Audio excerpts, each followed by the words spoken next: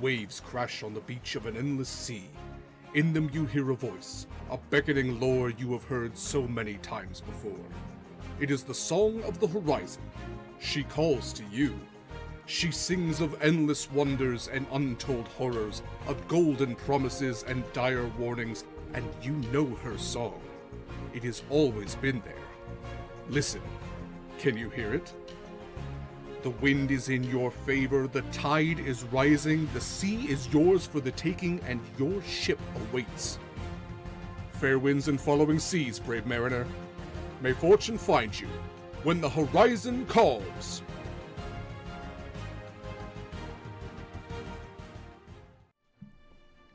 Ahoy and welcome everybody. Welcome to Horizon's Call. Welcome back. Super excited to be here.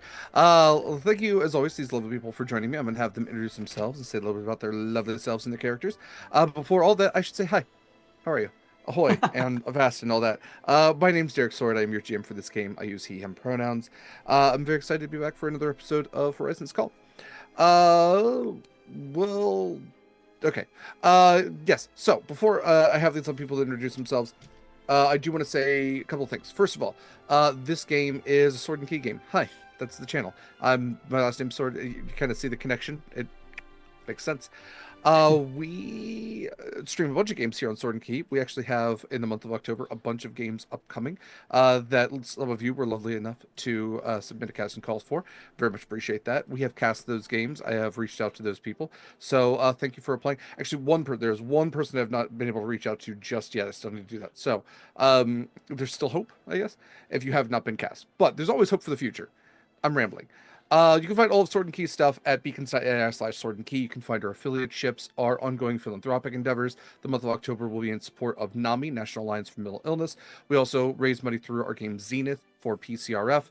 Humblewood raises money for Fauna and Flora International. And we here at Humblewood have been playing this game long enough that we're raising money for ourselves, which honestly is kind of a charitable cause because we've been doing this for so long. We here at Horizon's Call, even. We here at Horizon's Call. We have a Pally. Pally.gg is the wonderful tool that we have found that while your subscriptions and your bits and all of that Twitch stuff is very much appreciated, it does go towards the channel.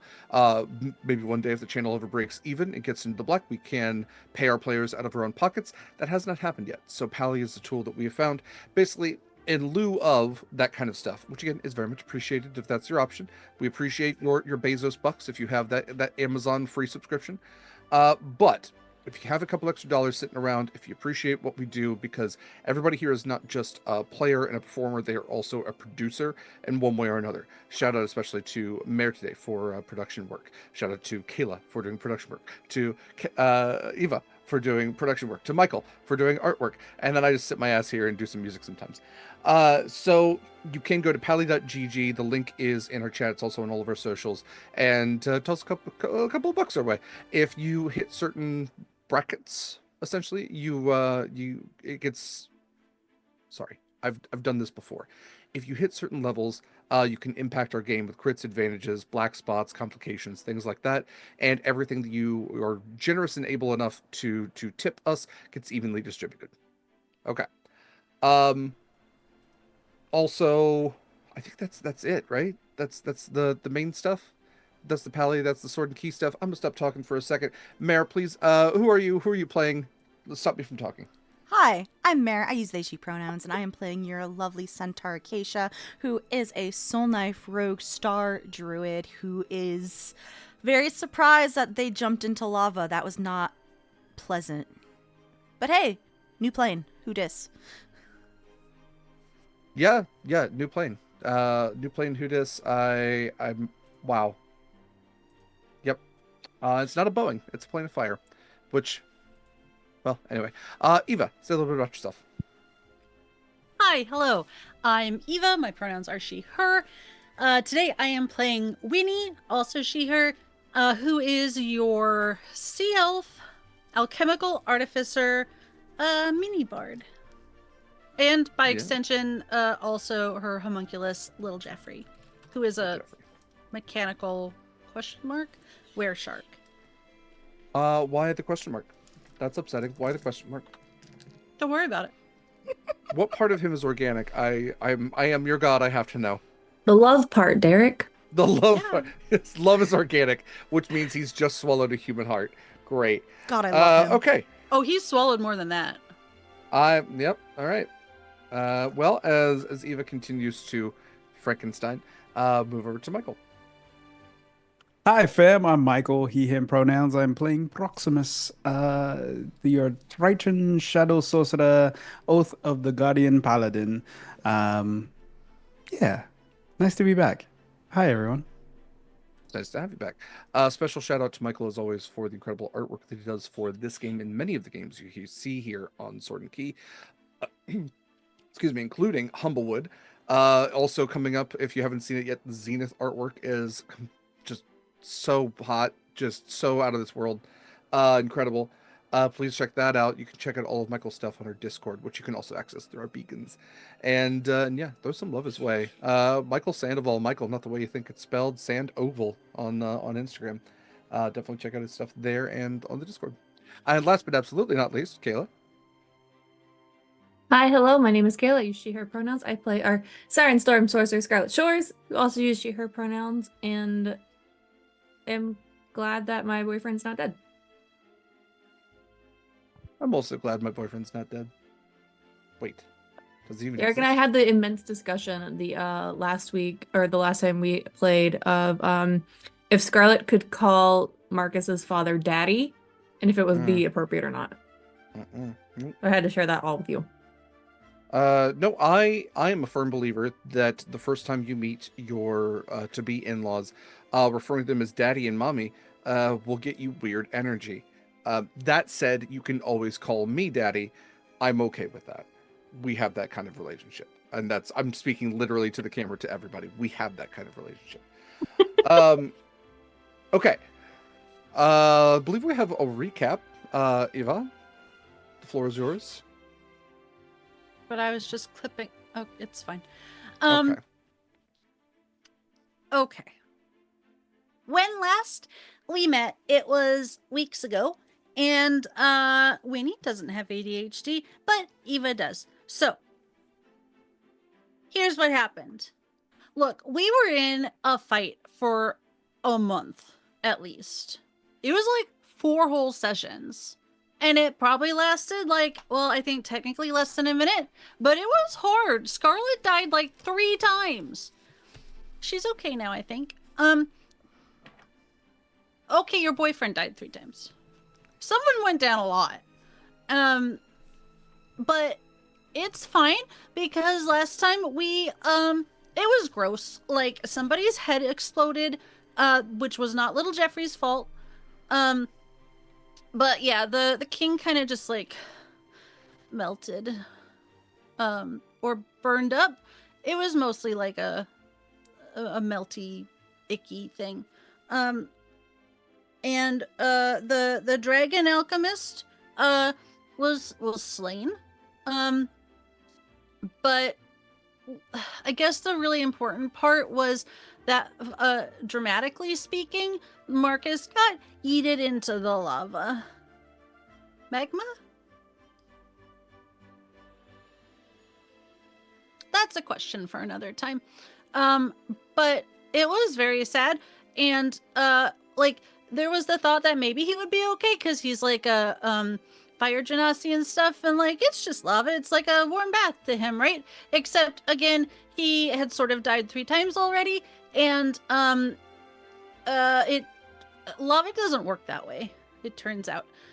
And Scarlett was like, well, I'm just gonna go after him, which also seemed concerning because she's even less lava safe, lava proof than Marcus, I assume. I guess I haven't really asked her about that, but it seems like a safe bet. But conveniently, the alchemist had a whole bunch of like fire resistance potions. I was kind of hoping for like fireproofing potions, but apparently not this time. So apparently we really love Scarlett and or Marcus, cause we all went in the lava after her. not like on a whim. She had like a friendly fire spirit that like told her it was okay, which historically speaking doesn't seem like someone you should listen to, but this time I guess it was okay. We did not die. We went through the door into the plane of fire, which 3 out of 4 of us are like genetically inclined to not do well with. And I would argue even Acacia really isn't like built for it. But who should be there but Marcus's dad? And Marcus alive. Like he's okay. I think probably a lot of trauma. Like I think we all probably have a little trauma from this. But yeah, turns out he's a pirate too. So, you know, either we're gonna fight, which I hope not, or we're gonna be best friends, which is what I'm pretty sure is gonna happen. But there's a whole bunch of Azer here, and they've got all of their friends that they rescued from Halvaruk. Oh, we got the ring. We didn't forget the ring. That'd be real silly. It's in little Jeffrey's tummy right now as we speak. Intentionally, for the record. He didn't just like randomly swallow it. Yeah, so right now, as we speak, this is just freeze framed on us coming out of the door and like handshaking Marcus's dad. Or daddy, as some of us might be calling him. I don't know. We haven't done like a real poll on that one. And we have not discussed our next moves yet. But currently, technically speaking, we're trapped on the plane of fire. So that's cool. Mechanically speaking, we leveled up though. So like, yeah. That means everything's gonna get worse.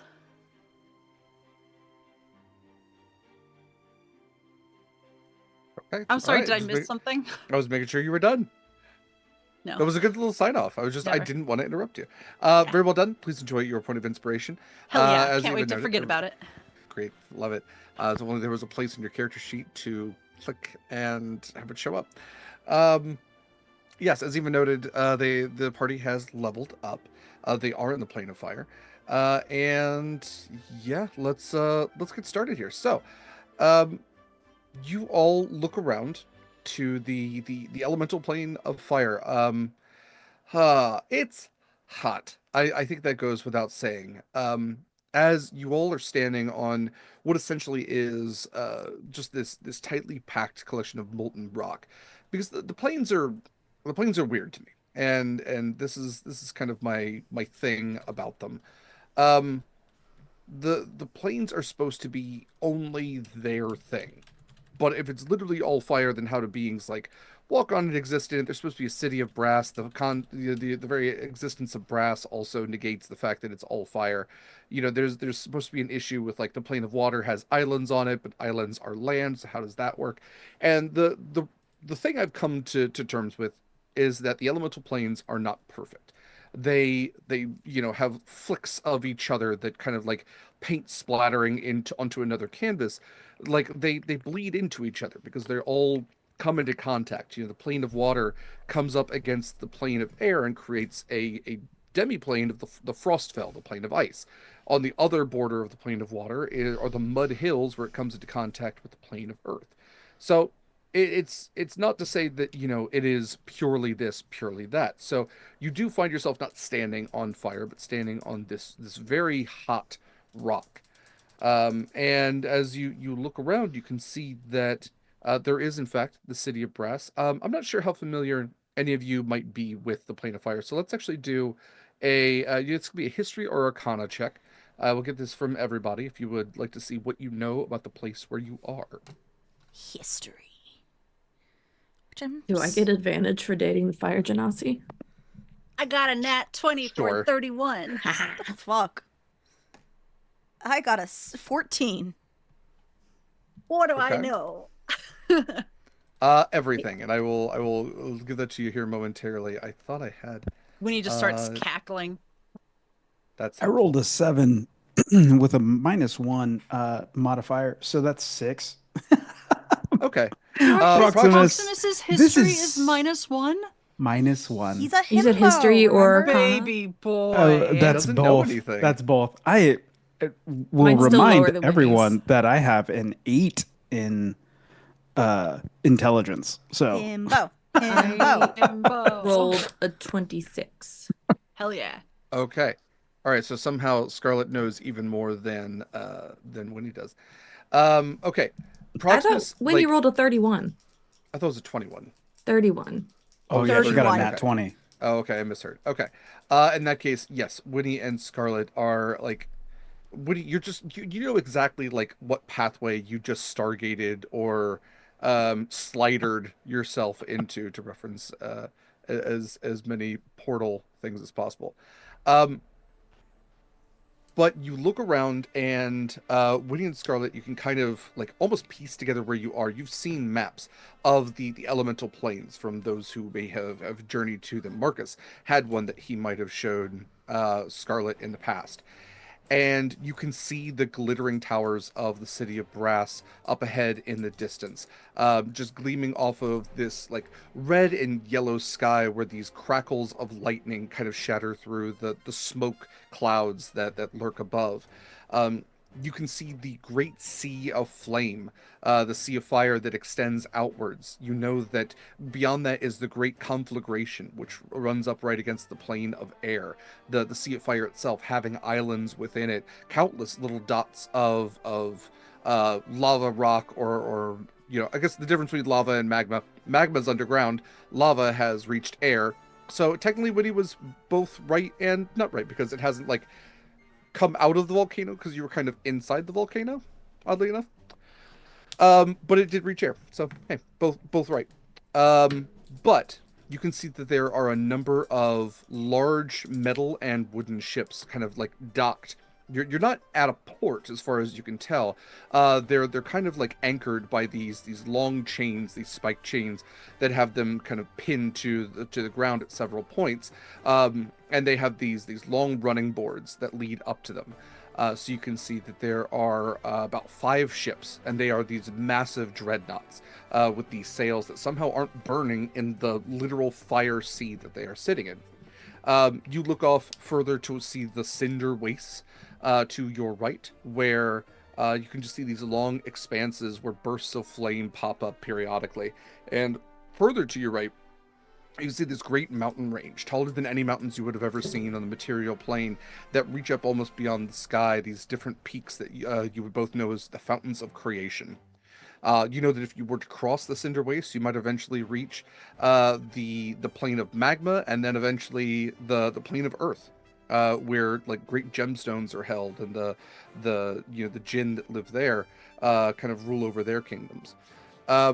Scarlet, I think Marcus might have told you stories of the city of Brass, this place of like immense wealth and power within the elemental planes, even beyond just the plane of fire itself, and it is ruled over the Afriti, who are a jinn type people. These large, 10 to 15 foot tall, red skinned jinn. And you recognize that type of being very easily, as you have been introduced to his father, an Ifrit who stands almost several heads above the two of you, and is dressed in this leather type vest, these kind of like harem pants that come down to his just below his calves. He has these golden bangles all over his wrists, several rings all over his hands, these large earrings in his pointed ears, and these rather like vicious looking eyebrows that kind of like peek up and come to a point. You see a little bit of the resemblance, and that he has, a fiery beard similar to Marcus's. The nose is very similar, like the brow ridges, but you can also see Marcus's human parentage as well, kind of the mixture of the two. That is what all of you see. Proximus, I'm going to say that you are going through that thing that SpongeBob goes through when you visit Sandy, and it's just like you and Dominaria, the second you entered the plane of fire, you have all taken fire resistance potions, which is helping, but like breathing here hurts. Your skin instantly has all the moisture drained from it. Like you are basically amphibians that are drying out very quickly here. You can actually see like little bits of flame trying to catch fire where you might have like hair on your arm, not Proximus and Dominaria, but maybe like Acacia. There's just little sparks that are trying to catch that the potion you drank is kind of keeping you safe from. But you can see that as the Azer are now coming through that same portal, this almost pocket doorway in a cave, which kind of has this energy coming through it. You can see that the Azer are ushering their dwarven companions, their dwarven, relatives, essentially. They're trying to shield them and get them onto the boats as quickly as possible. So that is what is happening immediately, as like there's a lot going on, there's a lot of people all about.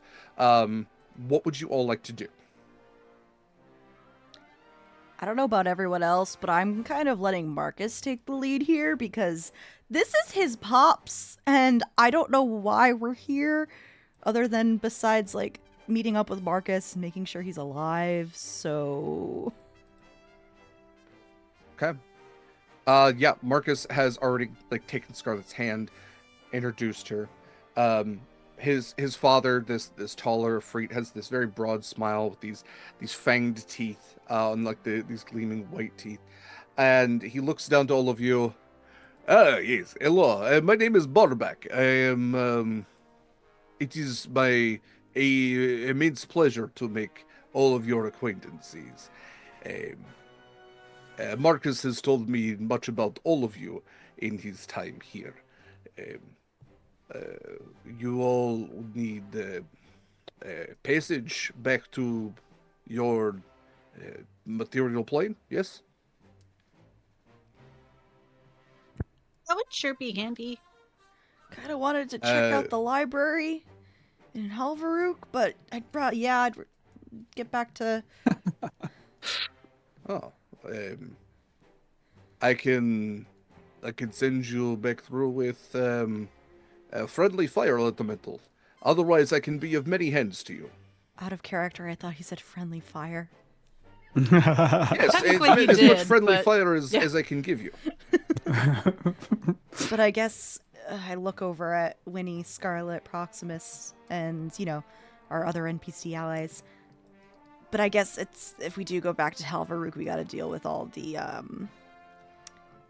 the Duergar and the Sea Serpent, which I kind of don't want to deal with, so maybe later we can try and check out the library. I don't know, what do you all want to do? Well, I think I might know how to do the whole plane shifting thing that we just did on Oh. Will. Maybe. How does that work? No, really. There's a lot going on right now, so but I think I have the feel for it. But like, is it like the door where like one person? Do we have to get in the bag? I guess is what I mean. Because No, Dominaria, I think, is a kicker. I don't think so. As long as I can get you all in the circle, we should be fine. Like, I think we can all just hold hands and stand there. We'd probably be fine. I love holding hands. I'm not holding your hand. Oh. Oh, I'll hold your hand, Winnie. thank you. But what I'm Marcus looks saying at- is that we can always come back here and then go through the fire door back to Halvaruk instead of going to deal with the serpent, Dargar. Apparently I have an in-law here, so it makes things very strange. I am very overwhelmed right now. There's a lot that's happened in a very short amount of time. Yeah. You look better though. Thanks. Feel a little better. Mhm. Don't We feel like could I'm also gonna see keel if any over. of the dwarves have recovered anything, or see if we could send the Azer back through. But that's a mighty impressive spell, so I don't judge you for wanting to test it out. I don't really want to test it out right this second because I don't know if it'll work. All right. I believe in you. You're very capable. Well, I've been here for about 2 days because excuse me? Excuse me? plane shifting is a little iffy. But at the same time, it is a connective sort of thing. So when I did pop out and found myself at the feet of what I thought was an Afriti soldier. I thought that, well, at least I was going to get finished off. Turns out that the portal seemed to be a family rejoining sort of deal, which is also why it brought you all to me. I ended up somewhere else entirely, but it brought you to me, which is very fortunate. And I came to find that Barback here was, in fact, my father. His story checks out, and I can feel it, if that makes sense. My fire is part of his, if that makes sense. That's so poetic. Makes sense. But the Azer, as far as I've come to be aware, have an island, their sacred forge, where they build themselves, transfer their internal fires to their new forms that are much more suited for this plane. Their island needs transportation to and from, and they have hired Barback to smuggle them. And that is why we are not in the City of Brass, as that would raise some issues. What? You said smuggling. Yes. Are the So it turns out- Are they not welcome? free to go? They are free as long as they can fight for it, and that is the unfortunate thing of the Plane of Fire and the Afriti governing body, is that they will indenture anyone that they can into their servitude. The City of Brass is not one where one's freedom is guaranteed unless they can pay and or fight for it. Are And we in the danger Azer- of that? One more time, sorry. Are we in danger of that? As long as we can get on the ships fast enough, I don't see it being an issue. How fast? They're boarding right now.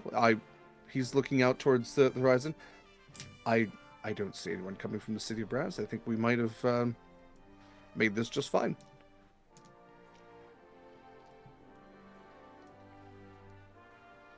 Okay, crew.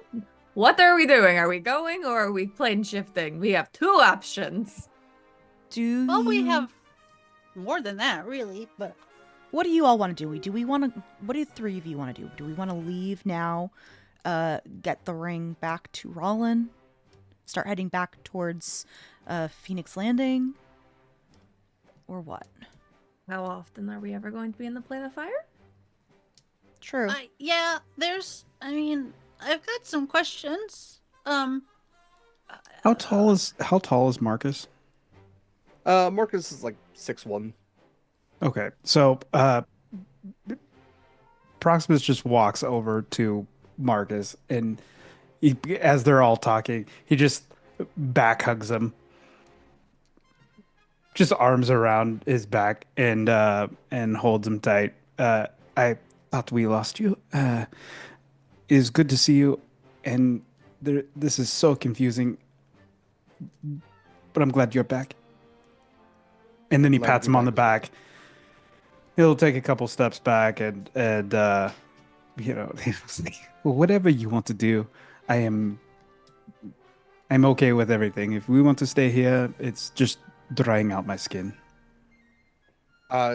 Yes, to that Also a point. concern on if we do stay here and do the whole thing and go explore the city of Brass.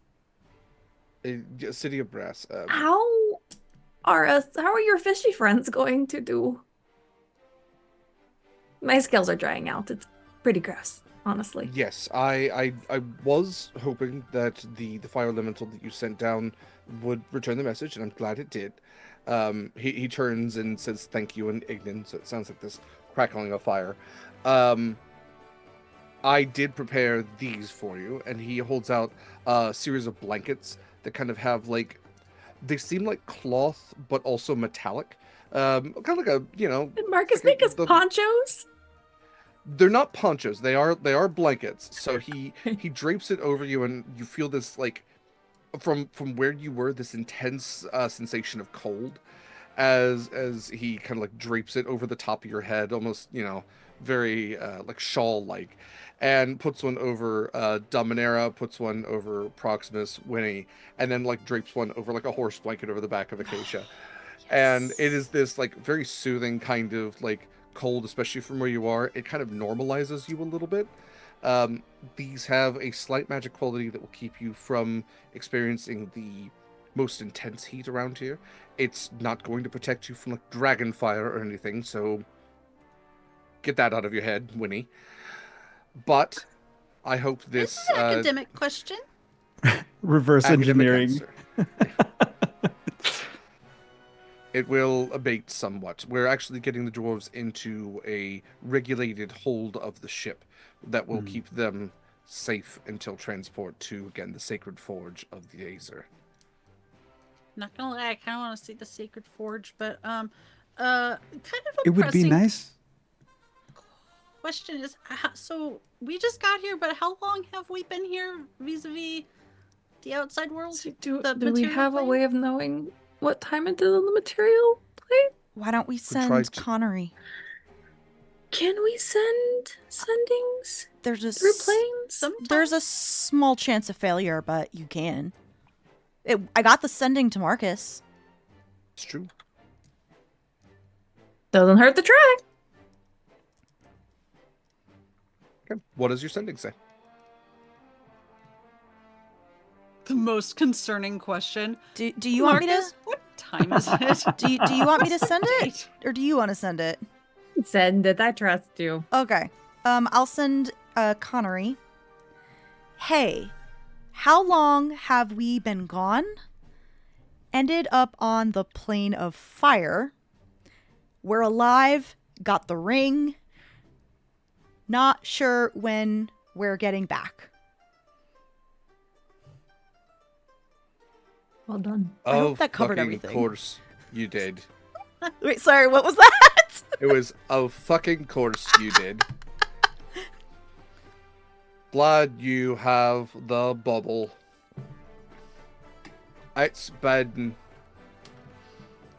Let's see, how long you went? You fought the sea serpent, you had... or you Wait, didn't hold fight on. the sea serpent, you I need encountered to the sea roll to serpent. see if it fails. Yes. Oh, yeah. We That's had also taken true. a long rest. No, we're fine. We're fine. Yes. Okay. So you had encountered the sea serpent, you had taken a long rest, so that was a day, and then you had a second day. Let's see. It's been 3 days tops. Bad storm above. Let me know where to meet you. All right. It's been 3 days over on the material, which is good. We haven't been here super long. Most of that time is over in Halvaruk. I feel like we've been here for 10 minutes. So yeah, I think we'll be okay. He knows Connery's Connery. You know how it is. If some of you want to check out the Plane of Fire, I'll hop over and go check out the library. I don't really have an interest in prancing around here. No offense. Your Plane of Fire is very nice, I say to Barback, but it's hot, and I would like to check out the library. Proximus laughs at the prancing pony joke.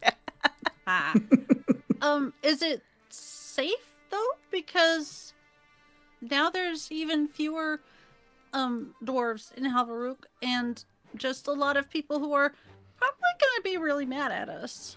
I was going to just turn into a animal and crawl along the ceilings and stuff. Who looks up, honestly? Well, that makes sense. And something tells me the Duergar really weren't in the library, so I think I might be okay to look around. That makes sense. Is there anything you all would like me to look for while I'm there? Oh, you Maybe know make what sure I that love. they're not forming another, monarchy. Intel, got it. I can start looking up for intel. Winnie, do you also maybe want me to look into the alchemists' Yeah. books and stuff? Please. Okay, I I can do that. And I always like any sort of history. I mean, it's all pre-deluge history. You know what? I Why hate don't to give this idea to you, Winnie, ha? but maybe little Jeffrey can go with Acacia. I was I was just And- gonna say you could just take the bag. I was gonna ask for the bag. Oh, Yeah. okay. I'm The the bag bag. works too. No, little Jeffrey, you have to share. I'm the bag. I mean, you are. Oh, little I Jeffrey. am going to say that I'll send this to you, but in the bag at the moment, just so you can use them if you need to, Winnie will tell you that that is not in there. No. Nope. All the potions that she got from the alchemist, except for the superior healing potion. And then there's also a net and her trident. Just Okay. I don't know why you would need them, but you can't pull them out if you don't know they're there. So, Sure. I can't just stick my head and look around. yeah, no. Which is genuinely how I thought it worked. So joke's on me. Yeah. So there you go. And the ring, I guess. Fuck. Yeah. Oh, yeah. I know the ring is in there, though. I Yeah. saw you put it in. Well, it's not in my inventory, so I didn't even think about it. Yeah, like anything alchemical or anything historical. Like I always like pre-deluge history, and that's literally all that library is gonna be. So like, also anything like expensive, just. What about the rest of you? If you I if you will- happen to get back to my ship, make sure that it's still in order and Ogden is stayed in line. You have full permission to do whatever means necessary in case things have gone out of line. Hopefully, sure that's Connie Yeah, would who have d- mentioned it. Who did if you there put in was a charge mutiny. again? Since Esben. Esben? Okay. All I'm right. sure it'll be fine. Esben and Scarlett are best friends. So, question: can I send Dominera back to the ship and then I go with Acacia? Yeah. Acacia's gonna be like a tiny little fire-resistant mouse, though. Like, how are you going to? Here in a avoid- bag of holding. Oh, I just wanted to look at to see if I could find any books about the Nalos. That's all. That's a good idea, though. I mean, I don't think I will find anything here of use. No Oh offense, no, I but meant you being in the bag of holding. No, like, you can I always. was just going to walk around. I don't can know. also cast, make us stealthy.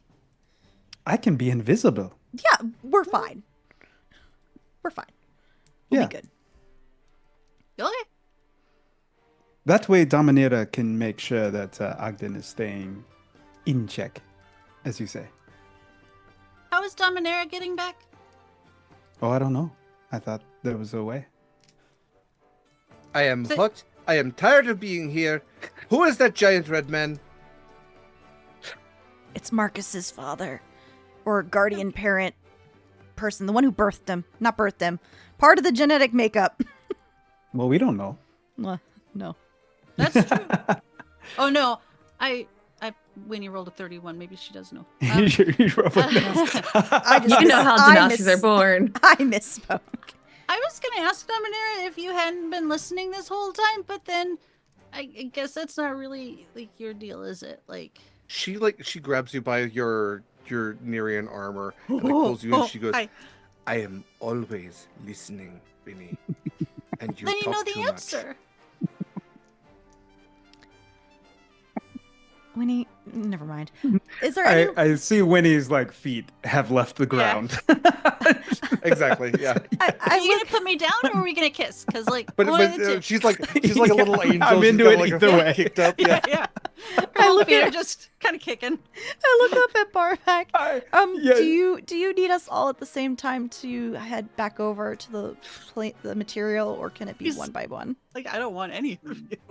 You can all go back to material whenever you like.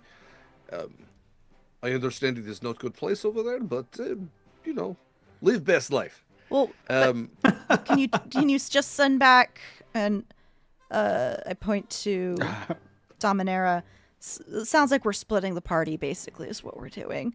A couple of us are going back to Halvaruk, and Dominaria wants to get to the ship. Sounds like Scarlett and Winnie are staying here for a bit. Did you tell us about the storm? Yes, I told you everything. Yeah. Okay. The doorway works both ways. Don't let door hit you in the ass on the way out. All right. Does it swing both ways like that? Yes, door is bisexual. So, Fair enough.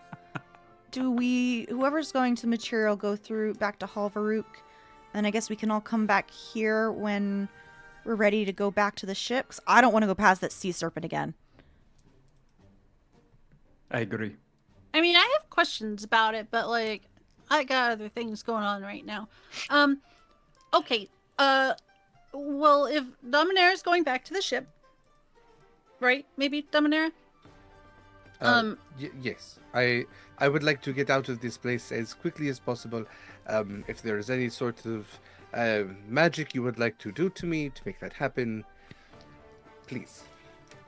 Consent is sexy. That was good. That was smart. But should we move the ships? How's Dominaria going to get out of Halvork without opening that door? Oh, I thought she was just going to show up at the boat. I did not. That's why I was asking if Barbak's able to just plane shift one Yeet her person. into. In that sense, I'm sorry, I misunderstood your question. Yes, I can do a plane shift for you if that is, if you are looking to split your cake. Party, you said. Yes. Yes, I have an opportunity to do that. Let me pull up spell. And honestly, by in the my time we get memory. back, your energy will probably be refreshed anyway, since it sounds like there's some kind of time disparity. So If you're coming back here, though, are you coming back here after you go to the Sacred Forge? Um, I'm not. yes and no. My plan was to fly to Sacred Forge and spend time with my son I never knew that I had, and eventually, yes, send you all back to that from whence you came. You didn't know you had Marcus? But he's so great! That is Tell good to him, hear. Scarlett, he knows so much about dragons. It's true. When he's not lying. Never the kind we need to know about for some reason, but like all the other kind. He helped with the serpent. He did! That's true. I have laid with a dragon once. Fun fact. I have so many questions. I have a for lot you. of questions, but I feel like they require a lot of alcohol to ask. Being able to polymorph is important. I So, think that's my cue to head back through the lava door. It's just like, I'm gonna go out. Hold I am on. with No, you, no, no, no, Acacia. Wait, no. Bye. We need to know how we're meeting back up again, because if those of us who are staying can't get back. Oh wait, but the door will shunt you back to us. But we're I not will related. send you ascending to meet up Okay. somewhere if needed. Barbak has started to create a magical circle around Dominaria, and you see like these sigils glowing in the magma rock beneath you. Scarlett is and focused and watching every second to make sure when she does it correctly.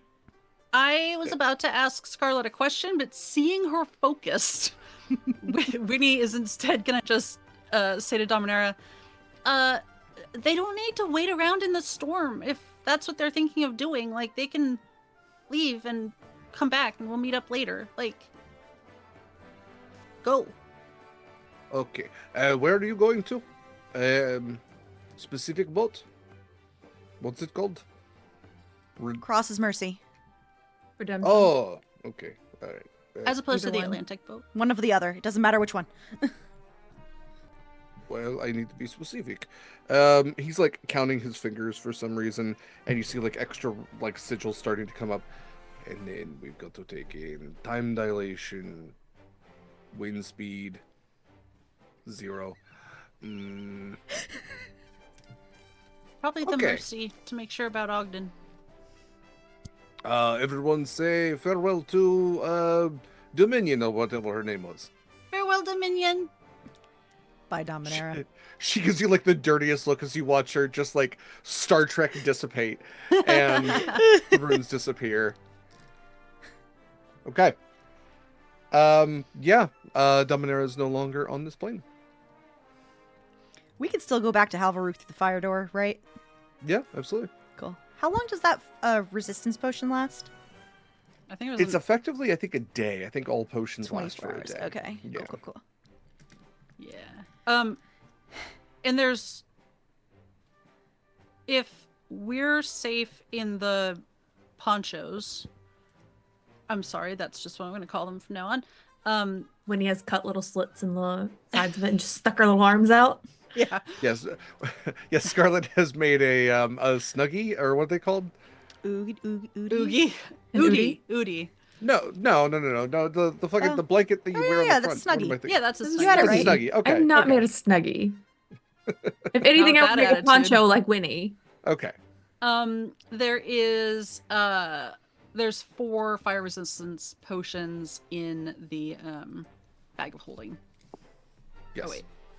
I'm sending you the list now. There you go. Yeah, so Derek, Mhm. I have multiple missions while I go back to Halvaruk looking for the alchemist's notes or any alchemist's notes for Winnie, looking through the library, specifically keeping an eye on like alchemical and histories or anything that might be, interesting to bring back with us because it's all pre-deluge. Okay. Also helping in ID and keeping a lookout for Proximus, but I'm also going to keep an eye out for survivors and stragglers. Cool. One of those you've already checked off because Winnie already has the alchemist notes. She did get that off of the I alchemist himself. So. Think like other like non-notebook type Yeah, notes, yeah. right? Yeah. Okay. If I see Yeah. anything. We can say absolutely. We'll have a look around. Okay. So who is going with Acacia? That's me. I think it's just Proximus? Proximus. Okay. And then Scarlett and Winnie, what are the two of you doing on the plane of fire? Following Daddy. Okay. All right. So are you going to have him disembark without the other two? Yes, if the other two are going back to Halvaruk. Okay. All right. This is a hard one for Winnie. So, with my vague historical knowledge of the Plane of Fire and everything Barback just said, it is not safe for me to go to the city of Brass by myself, or would it be okay? I mean, safe is a relative thing. I mean, is it safe to go into any city? Okay, but- So Winnie, with a 31, you would know that the city of Brass caters to Efreet, devils, gold and brass dragons and red dragons, salamanders, magmen, mephits, and other beings who kind of like travel interplanarly. But like devils have a like a stakehold somewhat in the city of Brass. Like there's several devil outposts because it's kind of similar to the Hells, and they can hang out just fine. Also, I take it back. I don't speak Infernal or any useful language here, so I guess I'm going to the Sacred Forge. That makes my decision for me. So yeah, you know that like you can see like in the distance a couple of like little fire bats flip their little cinder wings along the way. I've never you wanted anything as a companion so badly in my life. It just reminds me of Legend of Zelda. For sure. You also know that the city of Brass is incredibly wealthy. The vault there is said to have one of the greatest singular collections of wealth in all of the multiverse. The Sultan there keeps it in the Obsidian Vault. Trying to think if there's anything else super big that you would know. No, I think that's the main stuff. Yeah, I don't. Yeah, you also know have that the- because it's a big city, like there's a lot of like teleportation circles there. Like you could probably find one to get home, but it's like getting to it without having an Efreet going, hey, who are you? What are you doing here? Kind of thing. Yeah. There's also fire giants. I think that's one that I forgot. So there's fire giants about. Hellhounds are a common pet around here. None of these shares a common language with me. So, boned. No, I will diminish and go into the west, by which I mean the Sacred Forge. Yes. Okay. Cool. So, Acacia and Proximus, are you taking the fire elemental with you to like guide you through again, or are you with Scarlett? Would you rather it stays with you? Will they need it to get back through? Will it Not make it necessarily. easier? They have a fire resistance potion. They'll probably be fine. I might recommend to Winnie that if you're worried about time, you might want to leave them with a couple. Acacia has all of the potions except for the 'Cause she has the superior bag. healing. Okay. Because she has the bag. I will hand And she's her. aware of. I will hand her 2 of the fire resistance potions and keep the other 2 for us. Fair enough. Oh, we still need them even with the cloaks. Or whatever, blankets. I mean, within Ponchos. 24 hours, it would probably help to have them just in case you Yeah, alright. do encounter anything that, Fair. Okay, so with that then, Acacia and Proximus, you both step into the portal, the plane of fire. It seems like the Azer are kind of just milling about right now. The dwarves have all been loaded up, and the one of the Azer kind of stops you. I want to see if I can remember. I wrote down his name.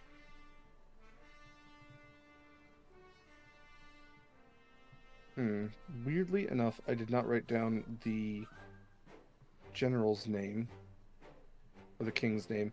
But the king does stop you, Proximus. He's letting his Telexolotl kind of like play in the lava, and he puts a hand up. You're heading back to Helverig. Yes. Just looking for your own death, or We're nosy and want to look through the library. best of luck then. Anything It has interesting other.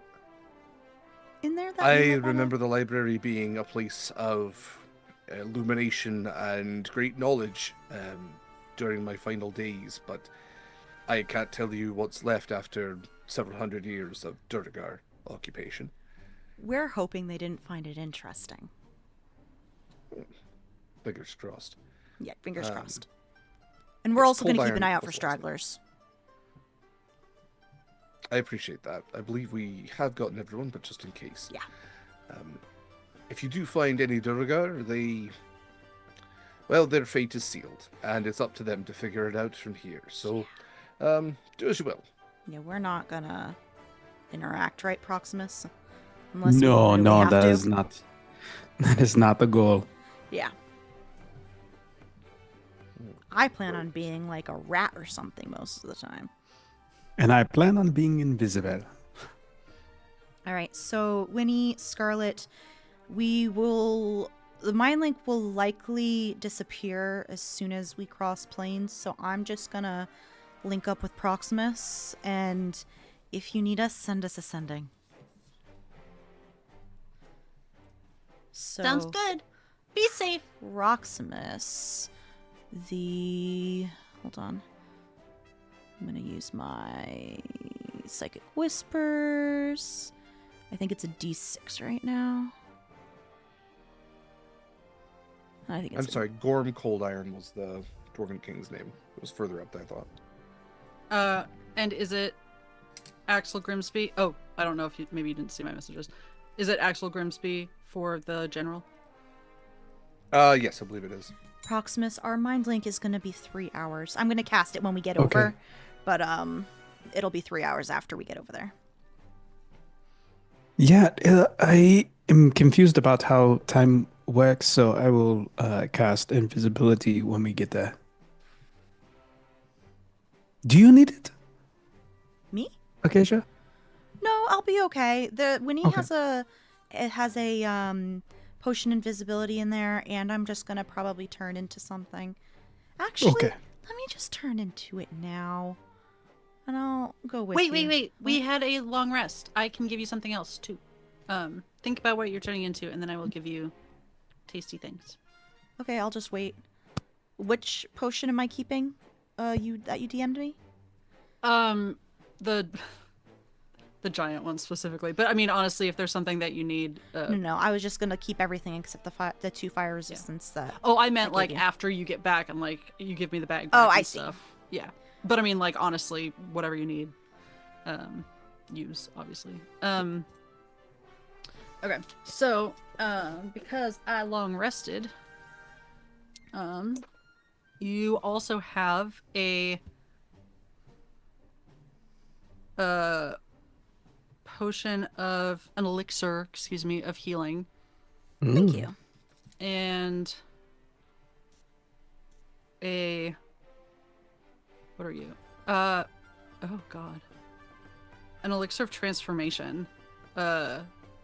Where it's basically the alter self spell for 10 minutes. Okay. I'll put that in general. No, I wrote it down in my notebook. You're good. Oh, smart. Okay. All right. Ready to go, Proximus? I'm ready. All right, let's go. Oh. We're gonna pop back through. Bye. All right. You would watch as Proximus and Acacia walk back into this like swirling energy cave. One of like almost like many potholes or like rivets in the stone that seem to all be like spewing with this strange kind of fire energy. This unintentional gateway that might have been just like sourced. It seems like these are gateways potentially to different places. Some of them sealed, some of them not. But like for those who source the elemental plane of fire, this might be the stone from which they source it. The two of you go swirling through that blaze once again, and to where it, after a few moments of like that stretching, that spaghettification, that heat, and the shifting of your own energy and particles being separated and put back together again, you pop out of the magma and land soundly on some nearby stone as the safely still, warm as the magma kind of like bubbles and pops around you. But you can see that you were kind of like at the level where it almost looks like the magma is receding at this point, and you're starting to see the beginnings of the upper layer where the flame tenders probably worked in the height of Halvaruk, as you can start to see some structures, some carvings that might be indicative of where druids and clerics might have worked to tend to the elemental plane. And then above, echoing down towards you, you are hearing shouts in Dwarven. Let's jump back real quick to the folks on the elemental plane of fire, as Barback looks to the rest of you and kind of smacks his hands together, rubs them, and goes, "So, we are to voyage then, yes?" Lead the way. I To shall the do so. voyage! Yes, these are the sturdiest ships I could acquire. We we know will what be that sailing. means. We will be sailing on my flagship. The other ones, I'm sure, will not be missed. And he looks off towards the horizon. His eyes squint a little bit towards the city of brass. And I believe that is our sign to go. Okay, on to ships now. Yes, fleet of foot, faster. And the two of you might look over past perceptions of 22 and 23 and see clouds of dust and ash starting to kick up as you begin to see chariots, a freight on the back of them pulled by hellhounds with charging fire giants behind them. I made certain assurances to certain people that were not true. So the faster we unmoor, the better, I think. And he's like, kind of like puts his arms out. He's getting everybody on. You can see as far as his crew goes, several of them seem almost like Marcus. Their skin is kind of like ashen. They don't have like the lines, and their beards aren't necessarily like as fiery. But they are what we might consider, Middle Eastern in feature, sharper features to them, sharper cheekbones, sharper noses, relatively, actually, I think I would say objectively attractive individuals, pointed ears, beards that might like curl down and upwards. They have fangs, their eyes glow.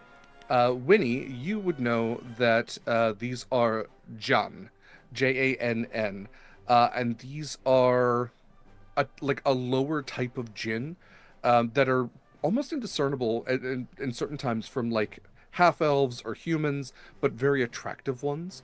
And you can see that the majority of the crew seems to be made up of Jan. There's also some fire myrmidon that seem to be moving about as well. And even some Azer, which seem to be working the ships.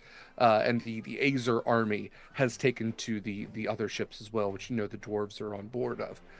And as you get onto the plank and walk the boardwalk up to the ship, it is pulled. The chain moors are severed, and the ships depart into the sea of fire, leaving this wake of flame and inferno behind you. Let's cut over now to our dwarven delvers. So, Proximus and Acacia, you find yourselves back in Halvaruk. Much louder than I think before, as you are hearing frantic cries and shouts echoing from above, as there seems to be panic on the floors above. You know that you're pretty low down. You could definitely, rise up higher to where the libraries are, to where the king's, quarters were, probably where the alchemist is, if you're looking for that sort of information, and probably scout for survivors along the way. How would you all like to progress? First things first, depending on what side of the break in the bridge we came up to, I want to jump over the side of the bridge so I can access the rest of the underground. So I'm not a rat, because I won't be able to jump that. Yeah, so you're not even at that level. That was the very top level. You plopped out at the very bottom. You're 5 floors down. You're 500 feet beneath where you started because you jumped from the top floor, and the magma just plopped you out, not necessarily into the magma, but at that base level. Got it. I Yeah, see. so you're I where the see. Azer were very first coming in. So Right. you do know that you remember where the pathways were that you were taken through. You remember that there are stairs and ladders that get you further up the way. And then, if you are an animal that has climbing speed, you can literally just climb the stone wall all the way up as well. Proximus, can I just turn into a rat and you can carry me as you fly? Yeah, you will invisible. So if I'm invisible, then you just look like a floating rat. Yeah, but I don't expect any of them to be looking up. That's true. Yeah, I cast invisibility 2nd level on myself and I will put turn my into hands a out. rat. I do the little uppies for Hath. Uppies. Full circle. Oh, yes. And yeah, I pick Acacia up and fly off, trying to use, be in the shadows as much as possible in this place full of magma. Uh, Yeah. Okay. So, Proximus, with your rat now, are you holding? Is it like a shoulder rat? Do we have like a little rat pouch? yeah, that's a good question. Keisha's chill with whatever. Yeah, I actually, Is Keisha I like feel. hanging on to the glaive, Maybe not the glaive. like a I do helmet have adornment? I do have some like cloth, because I have A underneath rat Bjorn, the armor. like a baby Yeah, yeah. Bjorn. So I just figure like shoulder Yeah, I figured. around Okay. the neck. Yeah, Perfect. there's a tiny little rat hammock just in case. But Beautiful. okay, yeah, with your winged boots, you traverse upwards, and that's kind of the nice thing about the structure of this place is it's created like almost like a missile silo, right? Like a giant Hmm. tube with the structure of the kingdom kind of all built around this central circular structure that leads down to the magma below. So you fly up kind of in between these walkways, and you can see that the Rothe have broken loose and are rampaging. They have found their way to the the fungal network, and the Myconids are just frantically trying to fight them off, shoo them away, as they are literally being consumed by the Rothe. Again, like these, beasts of burden, these cow-like creatures. Um, Continuing upwards, you can see that some of the Duergar have begun to fight themselves, fight each other, as there seems to be this void in the power structure now, and you can see that there are certain banners that have been raised of these different factions, all like fighting over the right to be king now, and you can see that there's kind of these different little armies that have formed, while there's others that are trying to loot whatever they can. How far up are you flying? You're flying up to the very top floor? I'm letting. In the mind link, yeah, I'm like, because I don't really remember where the library was. Neither do I, Derek. Or Mayor doesn't really remember. Where is the Yeah. library? Pretty sure it said the library was on the top floor, because it was near where the like clerical, the religious area was, where you had their temple as well as their retention of knowledge, and that's also where you would probably find the alchemist lab as well. I'd say probably that's the second or top floor. Yeah. Let's go. Maybe head for the library first. Okay. Okay. So flying all the way up then, and getting to that cross network of boardwalk, that metal structure, the mesh and everything, you can see that at the front gates, there are two groups of dwarves who are arguing with each other. Do either of you speak Dwarvish? No. Dwarven? No. Okay. You're not exactly sure what's happening, what they're saying, but give me an insight check. Ooh, I don't like how they're fighting near the front door. That's bad. Mm-hmm. Ooh, that's really bad. I would have said that. I would have said that part in the mind link. Ooh, I don't like how they're fighting near the front door. Mhm. I only got a 2, so that's an 11. Okay. Ooh. All right, hold on one second.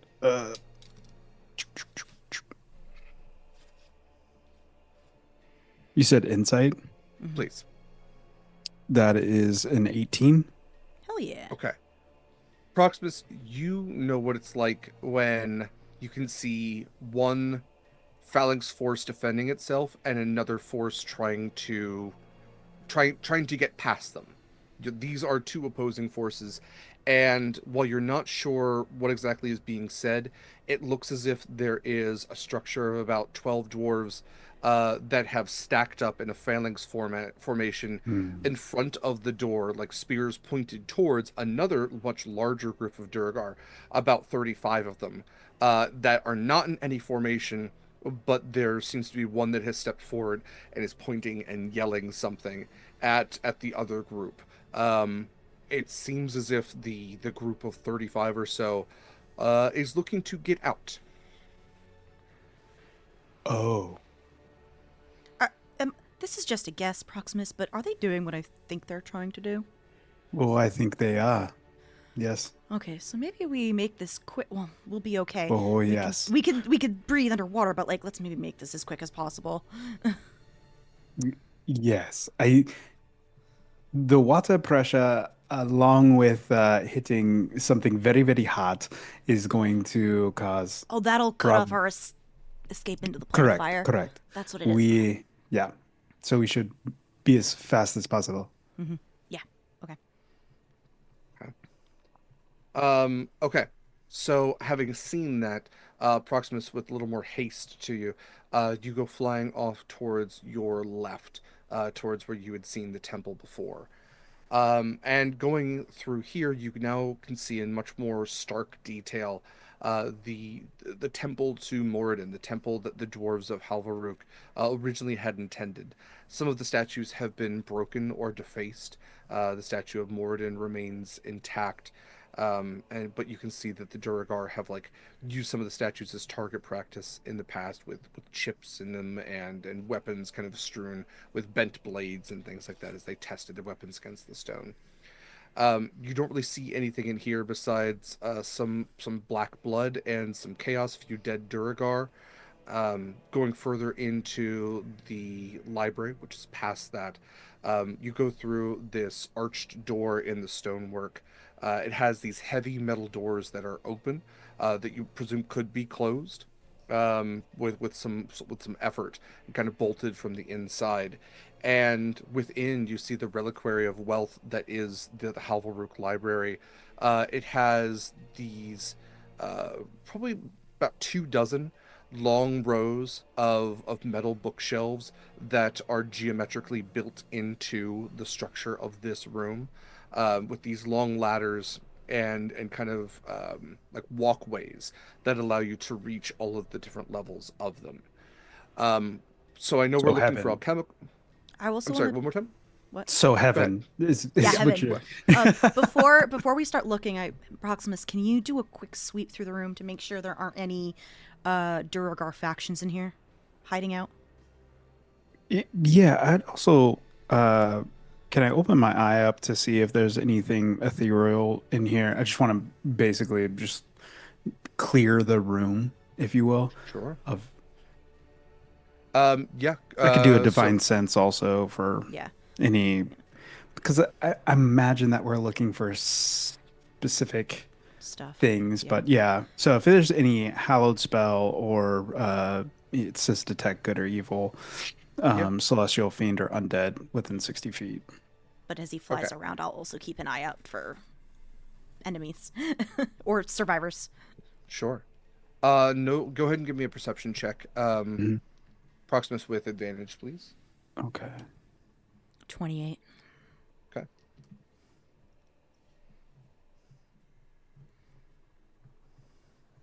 Nice. Okay. Well, I'm glad for that advantage because I got a nat 1 and a 14 for a dirty 20. Okay. So Proximus, no sense of like celestial fiend or undead. You do get a mixture of like hallowed and the opposite that I can't like defaced or whatever it is. Hmm. With the temple that's nearby. So you get the like that still has some hallowed energy to it, but also the Duragar did a little bit of sacrilege in there. Hmm. You're kind of like getting like that's fading away. It's almost like two scents mixing together, a foul sense being covered up by like the Febreze of Moradin. Just shoving a bunch of In axe on stores now. top of the smell. Yeah. The Febreze. Yeah, no, it has to be Axe. It's Axe body spray on Axe the body teenage. spray. Yeah, it's Dwarven Axe body spray by Moradin. 2005 all On over again. the body odor of Duragar. Um, it covers a little I can bit. still smell the BO. Yeah. Yeah. It's- Uh, as you're flying around, though, I think you and Acacia might spot this at the same time. That there is a being that Proximus you kind of register through your magic eye, and Acacia, you kind of like you have this sense of like the air pressure around you, and you feel this swift breeze real quick, realizing that there's nowhere for a breeze to come from, and Mhm. kind of reason that it's somebody invisible moving past you. And So two invisible people moving past each other. Well, Proximus, I imagine, is flying above, kind of like scanning everything, right? That's what I have Oh, in yeah, my yeah, head. yeah, So yeah, Proximus, tell me if Mhm. that's different. But Proximus, you absolutely would see a a person that is trying to move around Acacia and run out the door. Well, I haven't transformed Oh. back yet. I'm still a rat. Yeah. Okay, then yeah, they don't even notice the rat. They just run past and are trying to run out the door. But yes, Acacia, you would feel like that. You would almost like feel the footsteps then My 'Cause it's, like, whiskers right next to you. move in the air. Yeah, Yes. yeah. I tell you it in the mind link, but I don't know, Acacia. I don't know if I should react to this. Who is it? Is it a I Duragar? I don't know. It looks like a dwarf. You can't really, because you're kind of like seeing their S soul, right? small, yeah, Yeah. So it is a small dwarf of some creature. kind. Wait, can the doesn't it give true sight? It should be able to see through Yeah, I have true invisibility, sight. right? From the eye? Yeah. Yeah. Hmm. So yeah, it's kind of like a mixture because right, you're seeing. Well, it's only 30 feet, so you know, as Right. he moves past, it's like a Let because me if I'm double too check. far away, Vision enhanced. Your vision pierces through. True sight is you can see through normal and magical darkness. Oh. yeah. Where is that? Find true sight. There we go. Yeah, if you have true sight, your vision is enhanced within range. Your vision pierces through. Here we go. Darkness, invisibility, visual illusions, transformations in the ethereal plane. So yes, Okay. you would see through the invisible condition, and you can see that it is in fact not a Duragar, but a dwarf dressed in robes, as far as you can tell. But they are, as far as Acacia can confirm, invisible. Oh, yeah. I let Acacia know. Is it a survivor? We should go check them out. We should tell them to get to the plane of fire. I'll fly down and chase him. Okay. Trying to be as quiet as possible, Was that like the just Yeah, tap sorry. him on the shoulder. Was that the only person though that we saw? Only person that either of you saw. Yep. All right, in that case, as Proximus gets closer, I'll jump off and turn back into. As long as we're still in the library, I'm going to turn back into a horse.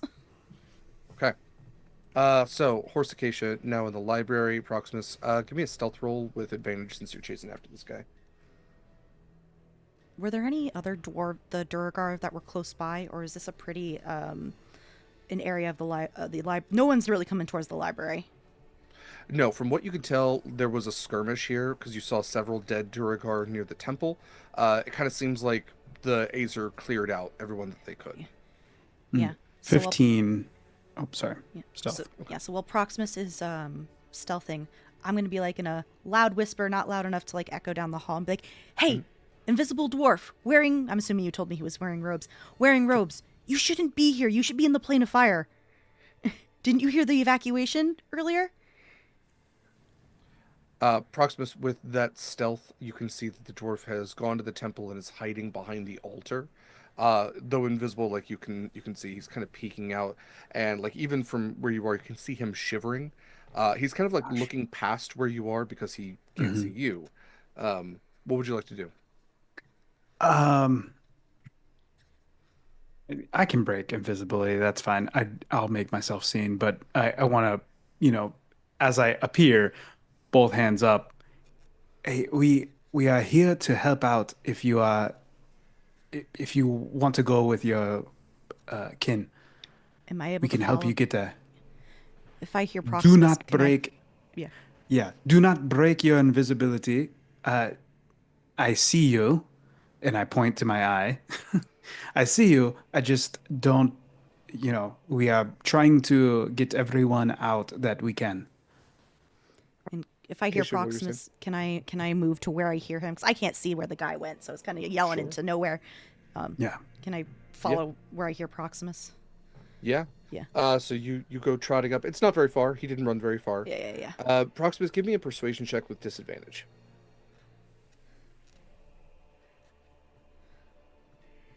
2 5s. 15.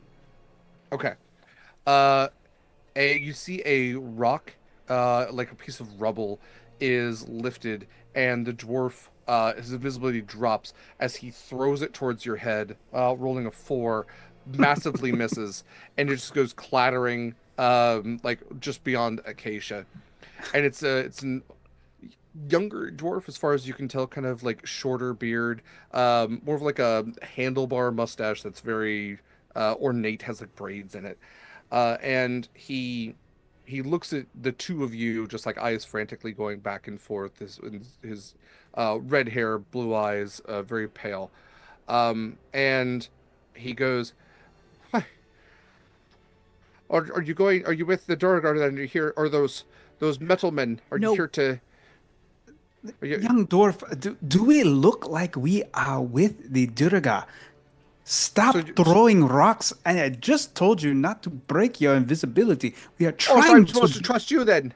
Who are you, blue fella? I Yeah, we helped the Azer evacuate the rest of your people away from the Duergar. So you're with the flame people that took all of my friends. Who got them to safety? You just told me to jump into the plane of fire. What kind of That is logic where is we- that? Because That is where we came from. that's where I understand your came from. your caution, but it is a door to the elemental plane of fire.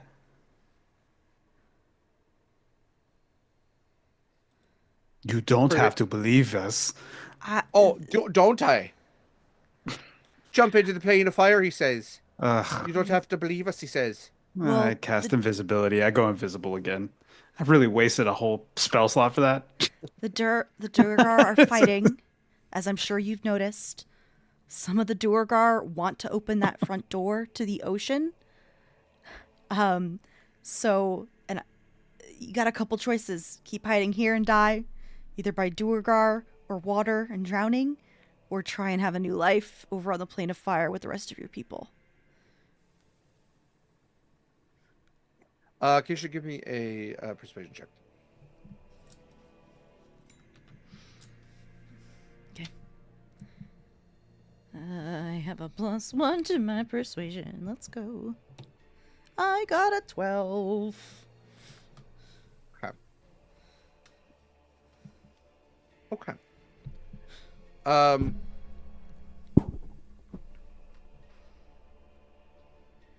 So, you say all of my people have gone to the plane of fire?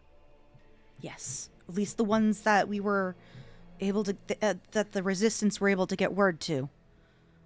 Did you not get word? Oh.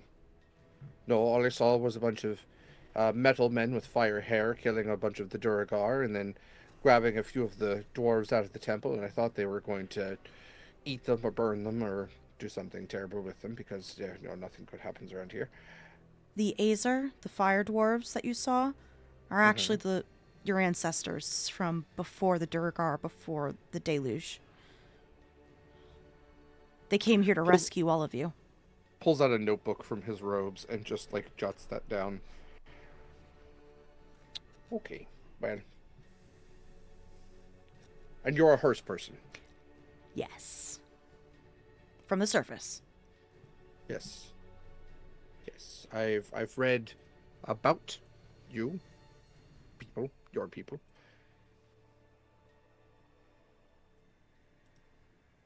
Fuck it. Hi, I'm Thor the librarian. I would like to go to fire, please. Thank you. Oh. Anything interesting in the library we can look for? We actually came here because we wanted to check out the library before we left.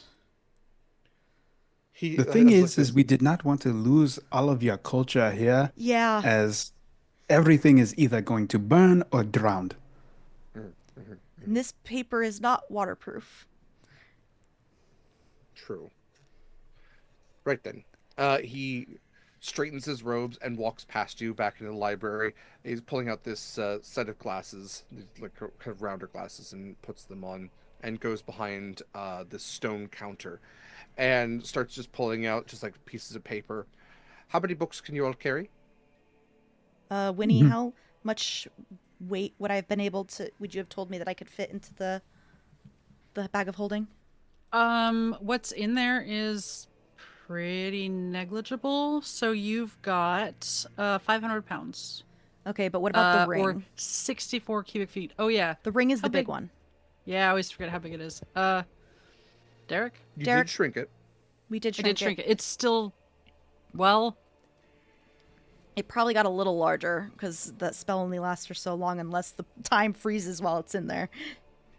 which I'll say for the sake of getting it doesn't, back but- out, it will stay the size that you put it in. Okay. How many it will- oh books? shit. Thank you. How many books I- can we fit in there? Within the bag of holding minus the 500 minus the ring. So I will say just for the sake of it, I'll say the ring's 100 pounds. So that'll leave you 400 pounds of books. A book weighs somewhere between 5 to 10 pounds. So somewhere between 40 and 80 books. So And you could just throw the vials and potions and stuff in like My a bag. regular bag. my Yeah. bag. We can probably fit about 400 pounds worth of books, and I just pat my little the bag of holding that I have strapped to me, plus whatever I can carry on my pack. All right, well, um, I guess we're going to have to leave out Dwarven musical theater then. Sorry. We are looking for specifically stuff about alchemy, history, especially pre-deluge, anything about the tribe of Triton-Nalos, and Oh, and any other stragglers. If you think there are any more stragglers that are like you that are around, we also want to help those folks too. I'm the only librarian, but I suppose we could look. Let me give me a few moments, and I will see if I can gather things up. If you all would like to help, he hands you a couple of sheets of paper. This one is histories, and this one is alchemy. Thank you. Sounds good. Yeah, And we will save as much as we can. He gets out this We like need, rolling we cart. need to do this quickly Yeah. and quietly. He gets out a different rolling cart with a non-broken wheel. Check all the cards for the squeakiness. Yeah. Yeah. All right, then your sections are there and there. I Mhm. will be collecting everything that I feel is of utmost importance, and I will keep weight in mind. And he pats a massive tome. Sorry, Dwarven Dictionary. Not this time. Okay, then. And you watch as he's going like up and down these switchback kind of like railings, and is just piling books onto this thing. He's grabbing histories that he can. He's grabbing first-hand accounts. He does shout over to Proximus. You were looking for a thing on you people. Well, I suppose you're invisible right now, so I'm just shouting to nobody.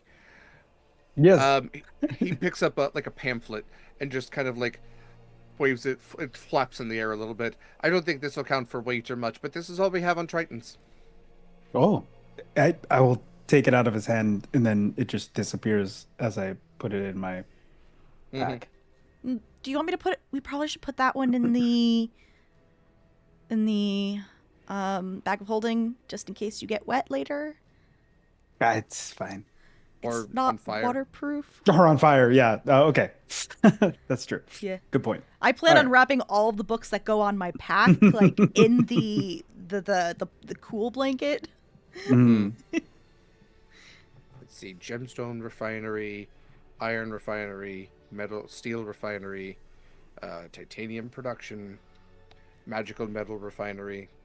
They each deserve their own. Yeah, it takes, let's say, 15 minutes. But you all are able to gather up the books on your list. I'm assuming a lot of the books that I was sent to gather are in Dwarvish. Yeah. Yeah, like most of them. There's a couple of works that are in Elvish. Oh, I You kind speak of get the, Elvish. yeah, you kind of get that those are on loan. There's some histories. There's some king first-hand accounts. Yeah. Oh, do you have There's some anything on works like ancient elders? battles. Like elder, Like- capital E. Like old people. No, mythology. So I'm gonna I. I'm gonna take that as a no. That's okay. What we have, you can check out our ancient, defunct, and non-dwarven religious section. Is it in Old Common? Is it in Dwarvish? It's in our kids section. Thanks. I'll trot over there to take a quick look. Yeah. There's like demonology and you. There's How to there's summon some your stuff- first patron. Yeah, yeah. Get familiar with familiars. Yeah, there's a bunch of stuff over there. But absolutely, you would find like a dwarven mythology book and flip through it and actually recognize like some depictions where dwarves have written about dwarven runes. Also, just in case you were interested in our personal history, here's it's important to carry the history of Halvaruk, including the formation of the Fallen Star Kingdom, and where we got our super neat throne. If you haven't seen it, Yes, and you haven't totally seen... want that one. Oh, Put it in the bag. in the bag. Okay. All right then. So you have your books. Yes. We're gonna What get you are out we of doing here. now? We're gonna get you out of here. Proximus, I think we should skip the rest of the alchemist lab and get out of here. Yes. I'm gonna put my hand and rustle through the potions, and I'm gonna take it out and hand one to the librarian. I'm gonna give them the potion of invisibility. Proximus, do you want to carry him, and I'll fly the rest of the way? Yes, I'll do that. This will make you invisible. I had Luckily, one I can just a little still bit see ago. you. Oh yeah, that's true. You able to turn? I don't know if that's a you can do that once a day type thing, or can you be invisible? I believe if I drink this again, it might give me the runs, but it'll turn me invisible just the same. Okay. All right. Well, that you can have that anyway. Proximus is like holding him outward as we're flying. Yeah, that's why you drink a potion of haste. It gives you the runs. I'm gonna and I'll turn into like a. Is our fire resistance? I think our fire resistance is still going, right? It is still going, yeah. Yeah. So I'll make Yeah. sure and I'll grab more books that can fit in the bag of holding. Put some in my packs. They'll probably like the ones that we won't. It'll be fine if we lose them. Make sure they're under the cooling blanket, and then I'll turn into like a small sparrow or something, so I can go be small and fast. All right. We will figure out what happens next when we come back from break. So stick around. We'll be back in about 10 to 15 minutes. Let's do the things and enjoy our ad reel. Feel free to patronize any of our lovely affiliate ships, including Hit Point Press, one of our newest affiliate ships. If you're looking to get yourselves a copy of Humblewood, which we play on Sundays, or any of their other wonderful products, please use our link. And if you keep using that link, we might even get a discount code later. So there's the upside to it. Hey. All right. Take care of yourselves. We'll be back. Bye. Call. Let's jump right back into things. Actually, no, let's not. Let's say real quick that if you do appreciate the work that we do here, the storytelling that we do, the characters that have been made, and all of the production that goes on behind the scenes, please, if you are willing and able, both those things important together, consider tipping. It is not just a city in China, which is one of my favorite jokes from the first X-Men movie. It existed before that, but still, we watched Deadpool, Wolverine, and I got a lot of reminiscence about the first X-Men movie. You remember where you were? Some of you weren't alive. Anyway, so Wait, when did it release? It was like 1999. Wasn't that right? X-Men movie. The 2000 was the first X-Men movie. I was 8. Yeah. Yeah, and some of us weren't alive for that. Some of us were old enough for it, you know? But, Some yeah, of us anyway. could drive to it. Age is a weird thing, isn't it, friends? So, yes, please consider tipping through Pally. Pally.gg is a wonderful tool that we use to spread the love a little bit. You know, if you tip, it's evenly distributed based amongst shares that we have for ourselves. And, yeah, you can also show a little bit of appreciation as well as impacting our game. You can crits, advantages, complications, all sorts of stuff like that. So, let's cut back to our Plane of Fire friends real quick. So, let's see, that is Scarlett, Marcus, and Winnie are all with Marcus's newly found dad, Barback. And you all can see that there is a small force that is rushing from it seems the city of Brass towards you all. We did establish that you all have gotten on the ships, the moors have been broken, and you have taken to the fiery seas. What are you all up to? What is the first thing you're going to do now aboard Barback's ship? Look, Winnie's perception isn't like the super best, but I desperately need to know the name of this ship. So that's a really good point, and it was what I was going to do once you said that what you were doing, because I forgot to actually name the ship. So I am open to names for this thing. the Lucille. Little too The little fiery too, grave. I love Lucy. The fiery grave. Damn. Okay. Fire Grave is pretty intense. I will consider that. Thank you to like Golden that Sun instead. for naming an attack called the Watery Grave and me just yoinking it off of that. Yeah, Water that's Grave is good. definitely a thing. That's- Fire Grave is Yeah. intense. The lithium. Thank you, chat. Tangent. Lithium. Yeah. Well, Um. yeah. Let's put the Abilify. Let's use some antipsychotics here. Yes, You just- lithium is I'm glad Michael got the joke. catches fire in Yes. water. You just get a small bottle when you get on board. I'd like to I board think- the Haldol. Yeah. That's a shuffle. I think I'm gonna go with the Obsidian Queen. Ooh. Ooh. Please put fire and watery grave though in the back burner for future Absolutely. ships. No. Yes. Back, Yeah. back burner for sure. Okay. So yes. Back burner. Yeah. That was the joke. Yeah. Love it very much. Okay, so now aboard the Obsidian Queen, as I go to name the other 4 ships, what would Winnie be up to?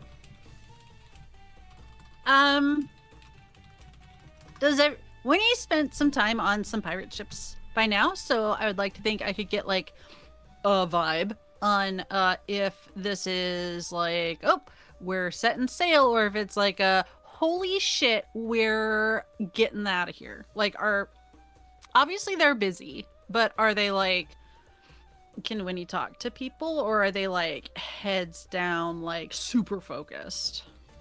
So, heads down, super focused on a ship is not like the same as it would be like in a classroom, right? Like, Right. heads down, super focused means they're running all about, like, there is chaos in this ship. I think Winnie is very quick to note that, like, the mooring was broken, like, as, like, they had just gotten everybody on board, had just gotten all the stuff on board, as far as, like, the stuff that they were also transporting.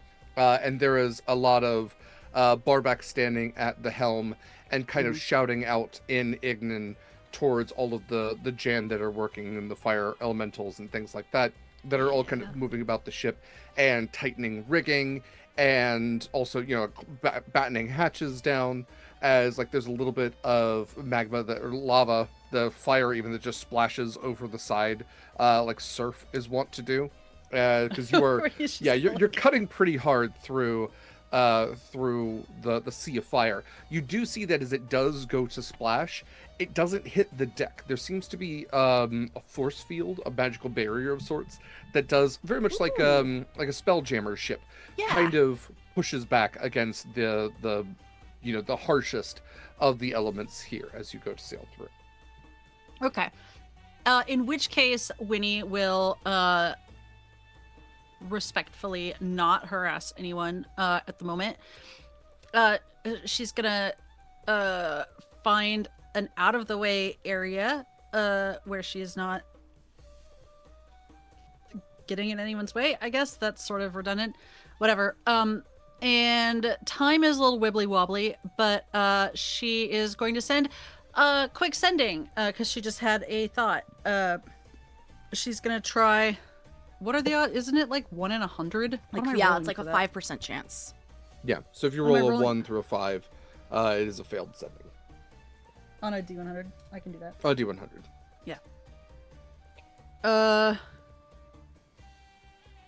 What's a 98? Success? That's Success. success. Yeah. Thank God. Acacia, if you're still in the library, how many words is that? Acacia, if you're still in the library. That was part of the 7. sending, to be clear. How many Oh, words is that? How many words is that? Okay. Medical books on curses or like whatever's wrong with Siren, really. I think I've got 3 more words. That's me. That's Eva. I think you've got. I think that's it. Okay, yeah, I'll leave it. Like, you can hear the hyphen, like, or Yeah. M dash, I guess. Am I still in the library when I get that? As much as I wanted to make like a time dilation sort of thing with this sending, I think that's just as you're about to. I guess the time dilation is like you all left and have been doing this whole thing while they've been at sea for a little bit. So we will say that you receive that in time that you're still in the library. Like you think you've gotten the last book, and you hear that from Winnie. About to skid out. We're supposed to leave the library. Shit. I look over at our librarian friend. Friend of mine wants to know if you have any books on curses and curse breaking that might be of use to heal someone. Derek, do I remember what kind of curse he has? What it was from again? Medicinal curse breaking. Medicinal curse breaking? You know his curse likely came from an eel folk. But you're not exactly sure what kind of curse it was. It seems to be like a mixture of like a curse and a poison. I word vomit this out to our librarian friend if they have any medicinal things that could help with that. Sure, why not? I was going to leave some of the chained up books chained up, but you seem to have particular interest in some of the more shadowy things, and you're potentially going to save my arse, so why not? He rushes back and like pulls a single key like on a leather string around his neck, and goes to the very, very back wall where he kind of like he puts his hand on the wall, and you see like a couple of runes light up, and then nothing happens, and you see him just kind of like kick the side of the stone a little bit, and it shifts away with like a jolt. He's like, it's been a while, and he uses the key, unlocks this line of chain link along the books, and just grabs an armful of them. You said you could fit some in your side pouches, yeah? Yeah! Well, great. And They're he's just like sticking them in there. He's putting them in my saddlebags. Do these look like books that need to be tied down with belts so they don't like bite your hand off type of books? As fun as that would be, definitely my brain went to there's one that has teeth on it. But no, I think it'll be fine in your saddlebags. Okay. Well, we'll get these locked up again real soon. You just, if you start to hear whispers coming out of them, ignore them. Even if they sound like your mother. I don't know who my mom is, so we're good. I got two dads. Oh, well, the books do. Oh, they sure do. All right, then. Okay. All right, let's go. And then I'll send it back to Winnie. You caught me just in time. We got some kind of cursed books? Question mark? We'll look through them later. Have fun.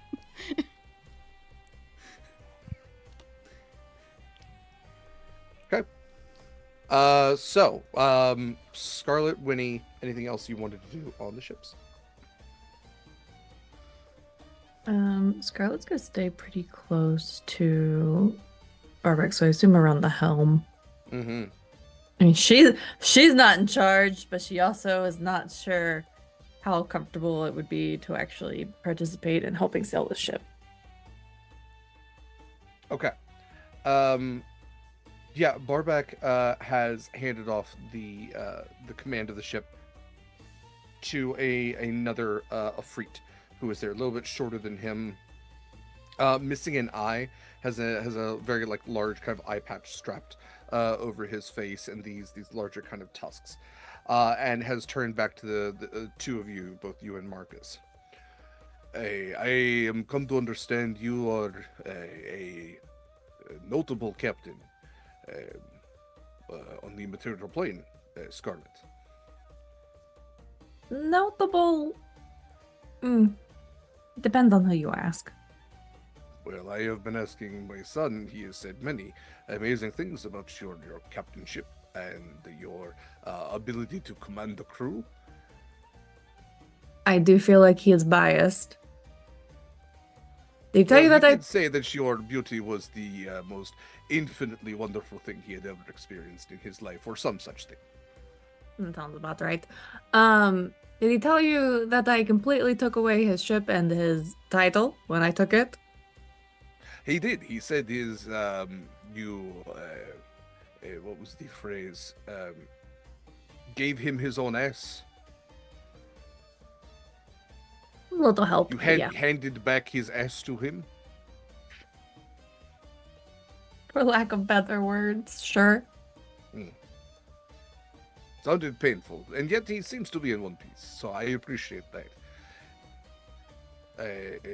This may be one of the only times you have to sail on a sea of not water. Would you do me the honor of captaining my ship? Are you sure? I need to reach out to some friends of mine. It would be a great honor for you to take the helm. If you insist. I do. Can Marcus stand in as my first mate still? It seems to be a place he is comfortable with. And he snaps his fingers at the Ifrit who's manning it. Majid, please. I have need of your assistance as well. If you need anything from us, please, you will find us in the captain's quarters. I should note that this ship is like meant for large-sized creatures, as far as you can tell. Like the helm I'm is tiny. This ship makes like- me look small, and Winnie looks smaller.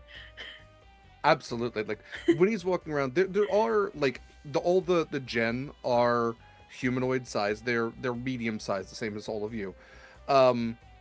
But like the doorways are built for a freight. The helm is kind of built for a freight as well. There's a smaller wheel kind of set into the larger one should a gen ever need to helmet, like a wheel kind of within the greater wheel. So you were able to kind of manage that just fine. And as this caustic ashen wind catches the sails, the ship rocks just a little bit, and you know, with your innate captaining skills, catch it, and you feel the ship lurch forward even more. It has quite a speed to it, speed that you might not have felt, other than the redemption, for quite some time. Anything else the two of you might want to do? I do want to cast Comprehend Languages so I can Great. understand those who are around me. Okay. And yes, when you do, you can hear there's a lot of chatter going on, as sailors are wont to do. The Jan are shouting to each other. There's a few freaked. You're picking up on a couple of names as well. You picked up on Majid, who appears to be the first mate. There's also talk of Barbak getting back to his lady friend. You do hear that from time to time. In other words, you can see the other ships are all sailing in the distance as well. You also do hear a little chatter like, I'm very happy we didn't have to run into those giants. Barbak has pissed them off more than 2 handfuls of times. So that's kind of what you're picking up with the passive perception. Great. Let's cut back then to Real quick, can I just ask how long our journey is? Which I realize is weird with this whole different planar time thing, but like... Yeah, so it's also weird because the plane of fire doesn't really have like day or night. It is just always on fire. Well, but time passes, like... Time passes, but there's no sun to judge it by. Right? Like there's no stars, there's no sun, there's no, like, the sky is just constantly just like smoke. So How does that... you will feel tired in a period of time. But it's like, it's like being in deep space, really, right? Like the material plane has the sun and the moon, everything else doesn't, really. Winnie is having a wild time. It's like mental seasickness because she's so used to always being oriented because of like she's got keen mind, right? So she always knows which way north is. She always knows how long till sunset. And none of those truths hold anymore at the moment. So she's Poor Winnie. really weirded out. Yeah. So she is not able to talk to Scarlett now because Scarlett is captaining and distracted. And Marcus is either with Scarlett and doing his first mate stuff or probably with his dad. You can distract Marcus, it's fine. He can be your emotional support, Fire Genasi, too. If he can't multitask, he needs to be a better first mate. I know. True. Well, but like he has a limited daddy time, right? So But Dad is in the captain's quarters. that's true. You can bother Daddy. I was gonna say You could go bother Daddy. I think I will go bother Daddy because he is obviously not doing anything important. No, Scarlett's a good Scarlett. He gave his job to Scarlett. Yeah. And I know, like, I don't expect everyone to speak common. If they do, great, dope, dope, dope. But I also know that they're not by default. I assume they're not. So Winnie is gonna drag little Jeffrey along and knock on the door of the captain's quarters, and she is gonna just do her Winnie thing and make a new best friend. Or try, at least. We don't have to do like the whole conversation between here and their destination.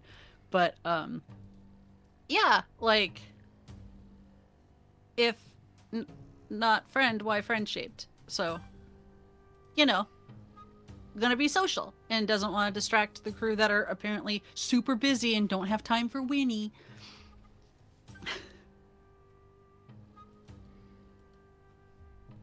Okay, I wasn't muted. Good. Okay, so yes, you go up to the rather large captain's doors, and yeah, give it a solid knock. You would feel through like the floorboards, and again, the ship is made of wood and metal. Like the hull seems to be this like reinforced, almost like, you know, flame-proof metal.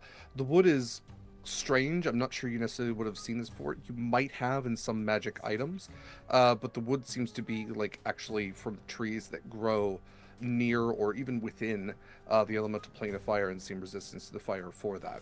I am eyeing the metal, not like to steal, because that's not officially what Winnie called it, but because that'd be a pretty good upgrade for little Jeffrey.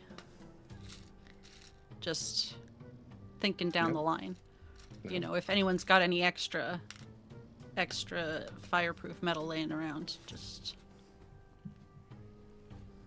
yep, might need that for his teeth for reasons undisclosed at this time. Oh my god. Okay. Yeah, you feel through the floorboards of the ship, like the steps kind of like coming towards you of this large figure, and the door opens to Majid, the Afreet with the eye patch. Looks down at you,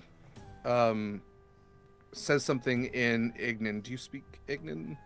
Can't ever remember. No, but we did that thing where like, no, I don't remember how that works. What do I vaguely understand with Aquan? Like, because it was like that primordial. So you maybe like cock your head just a little bit as he tries to say something, and No habla.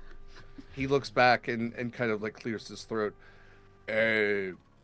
What want you?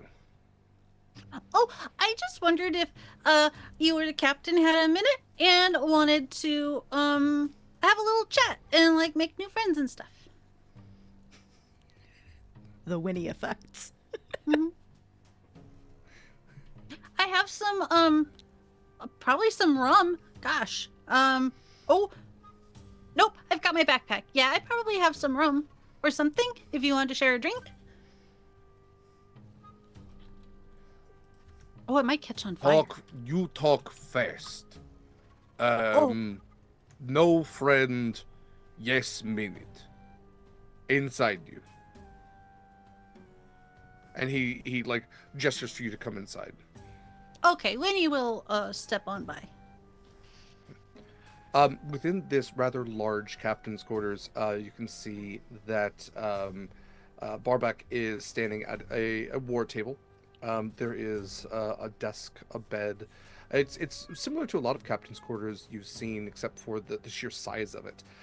You know, everything is made for larger creatures. The table is like a little taller than Winnie is, or maybe not taller than she is, because she's only 4 feet.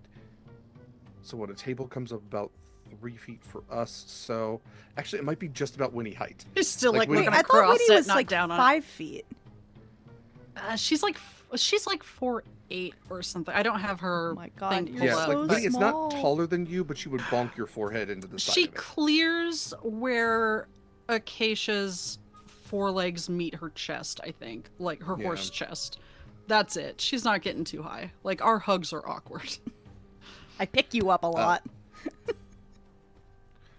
You can see there's a bunch of weapons all lined up along the wall as well, and there is a very complex, ornate, beautiful set of armor that is hanging on a dummy rack, like kind of how a person would wear it.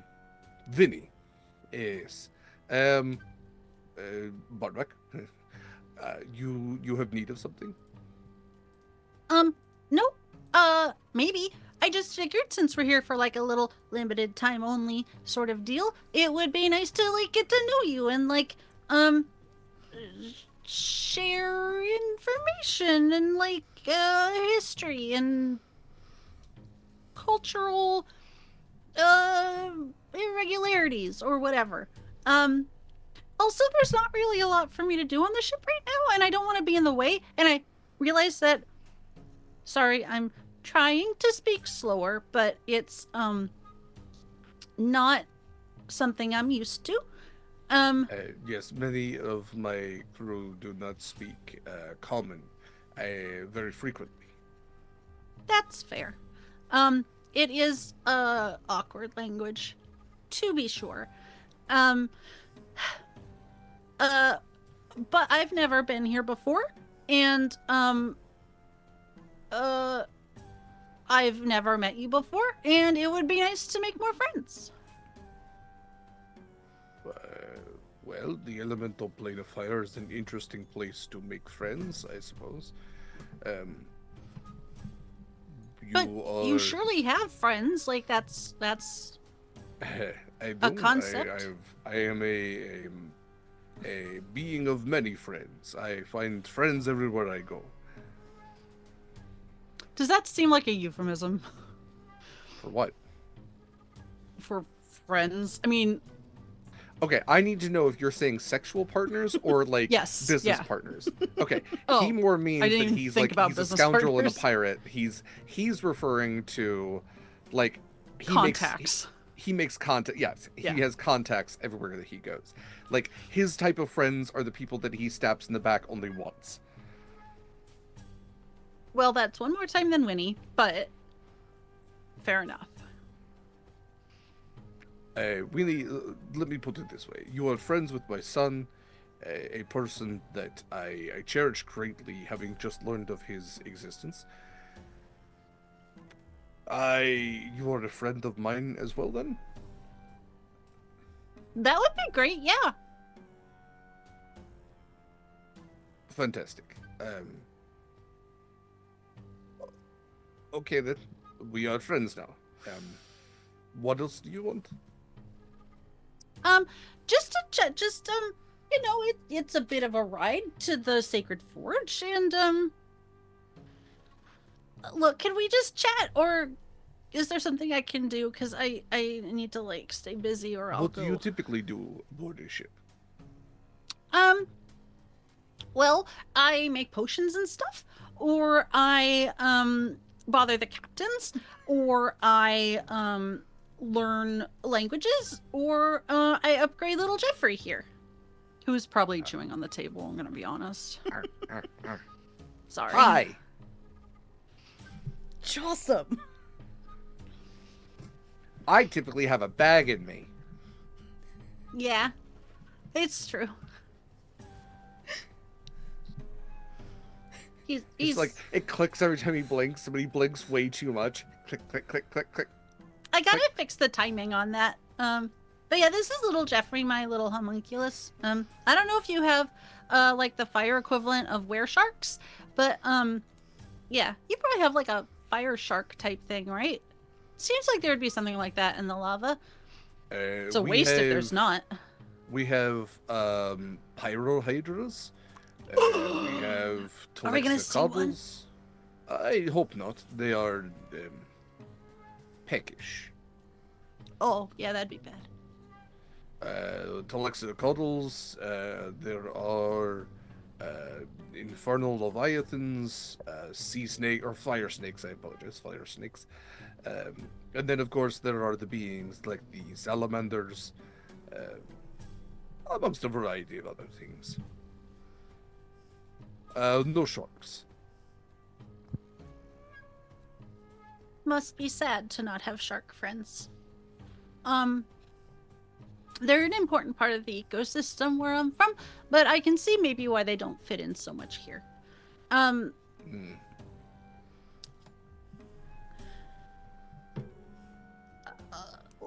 Could you tell me something about where we're going? Have you been there before, the Sacred Forge? Yes, it is where I picked up the Azer contingent to begin with. Just occurred to me I could is- probably be talking to them. Well, we do not want to disturb the dwarves and put them in harm, so they are held below decks safely. I assure you. Are they locked in? Yes.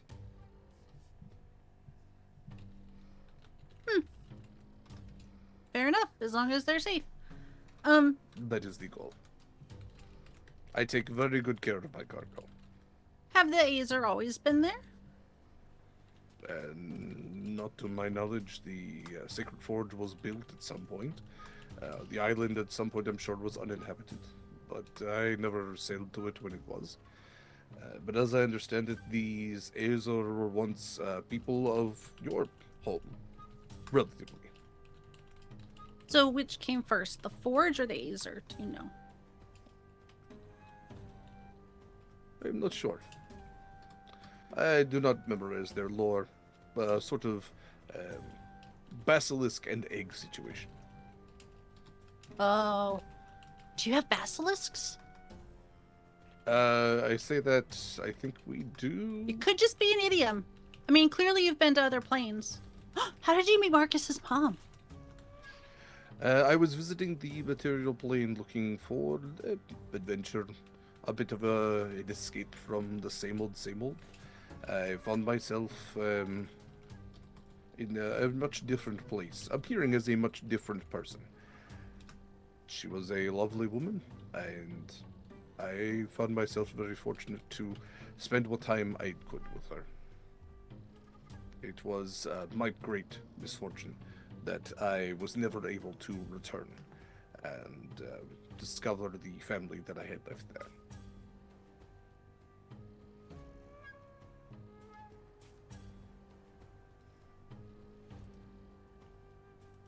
I can't hear you for some reason. That'd be because I was muted. Unprofessional. Winnie has so many questions, half of which are inappropriate, but there's too many to kind of like get her in trouble. So she's just gonna nod thoughtfully and sympathetically.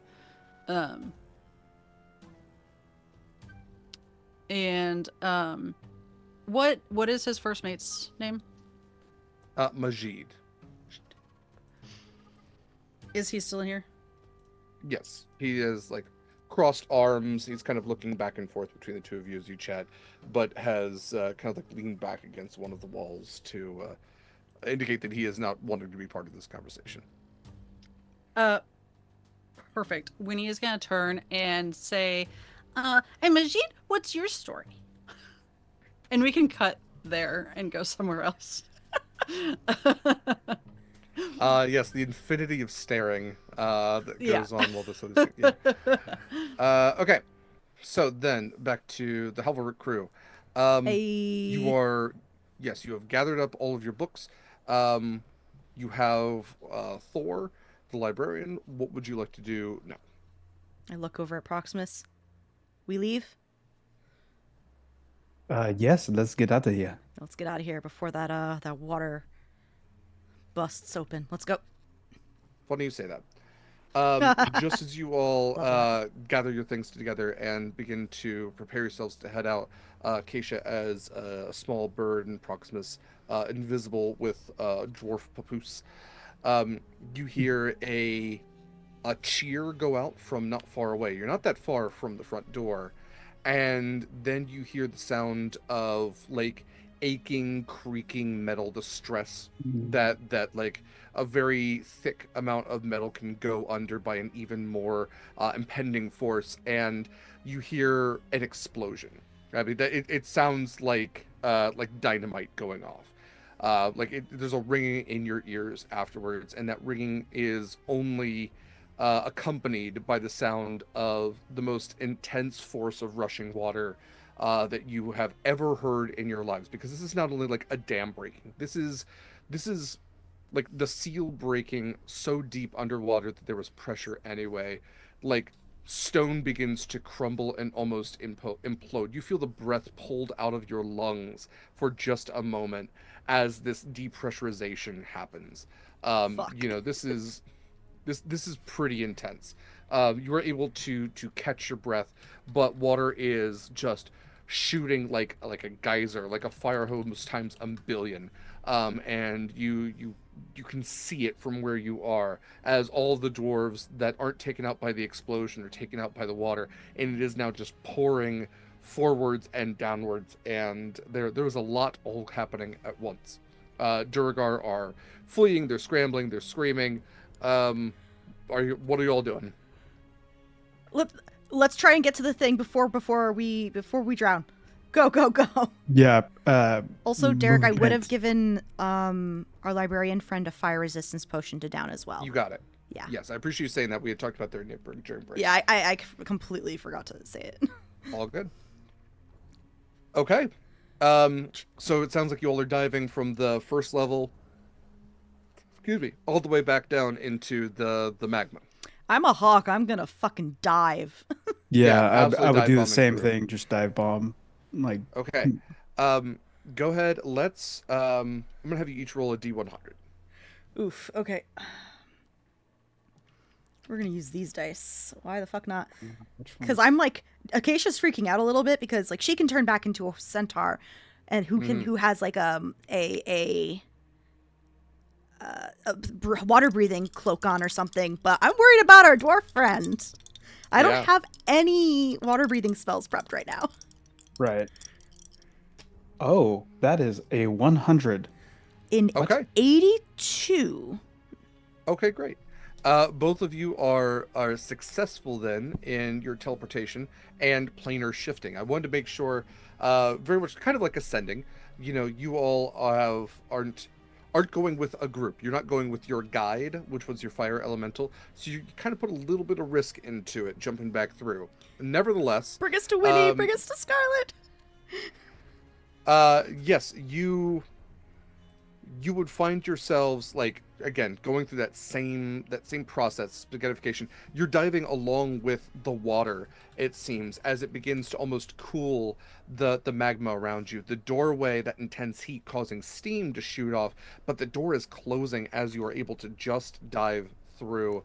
And as you pop out back on into the plane of fire, you feel the sense of like that closing, almost like there's pressure as you're squeezing through, and you just plop out and materialize once again, and you both have the pretty intense sense that that doorway is now closed.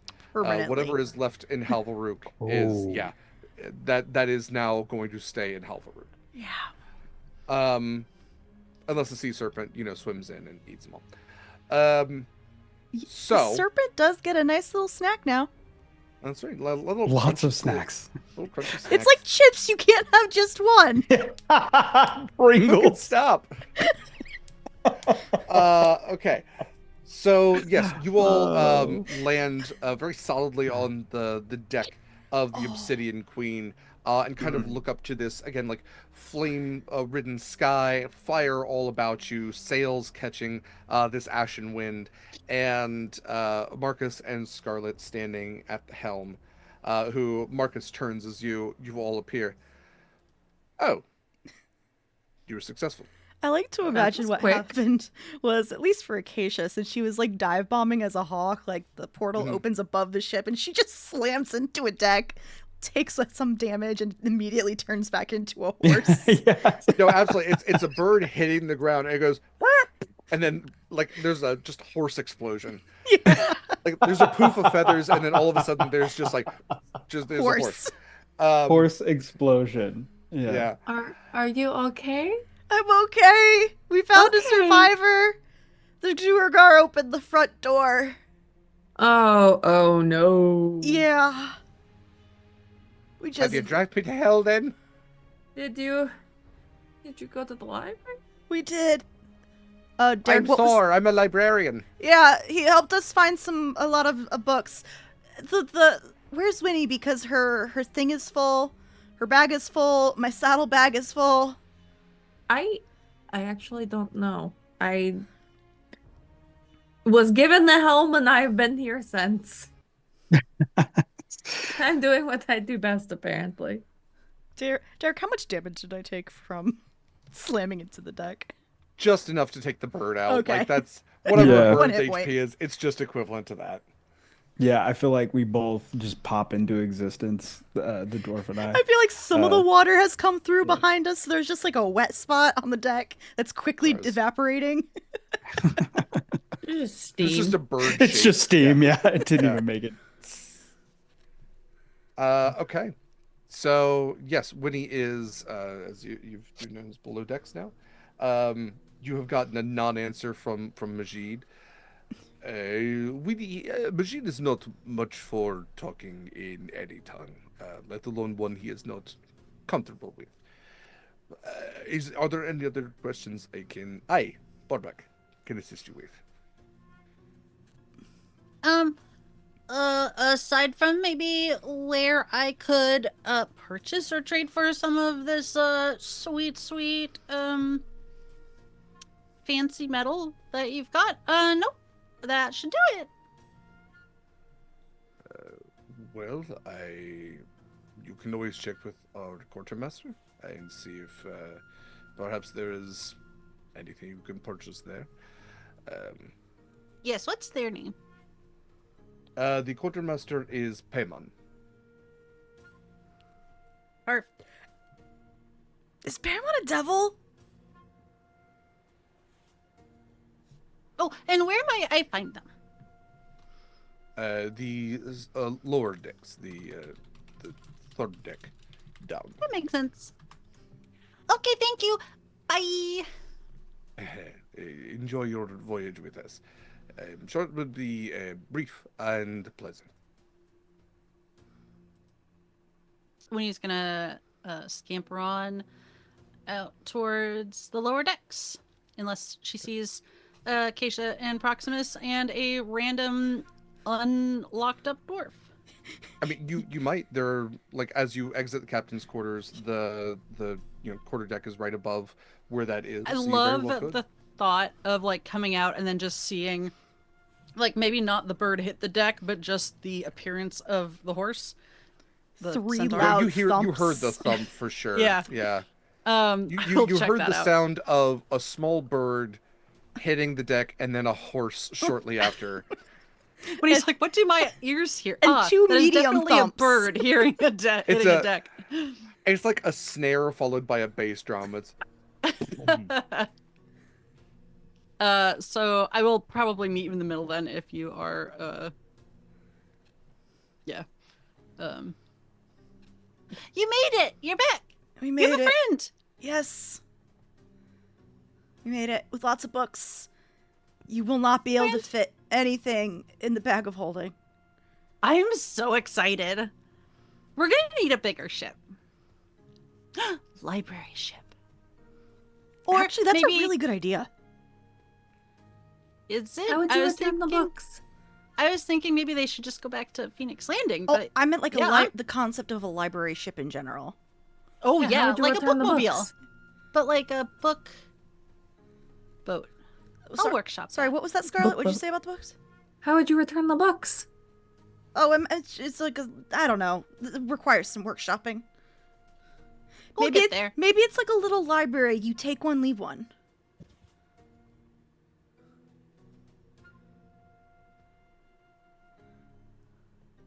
Well, if A I'm glad you're librarian's safe. nightmare.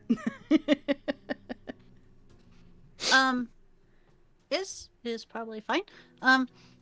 If anyone would like to join me, I'm gonna go find the quartermaster. I'm gonna. I have to stay here. Well, is there anything you would like us to fetch you from the quartermaster, if available?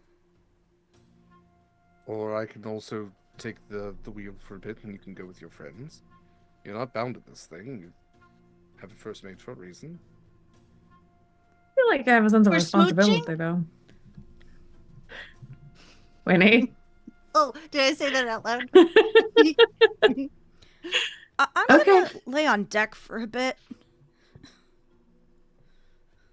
Yeah, there's a Okay. lot more room than you might be used to. Like, this is like almost Huge. like twice, if not like 2.5 times the size of the typical like ship deck. Like, this is a massive dreadnought. Oh, I could like run around and actually run, can I?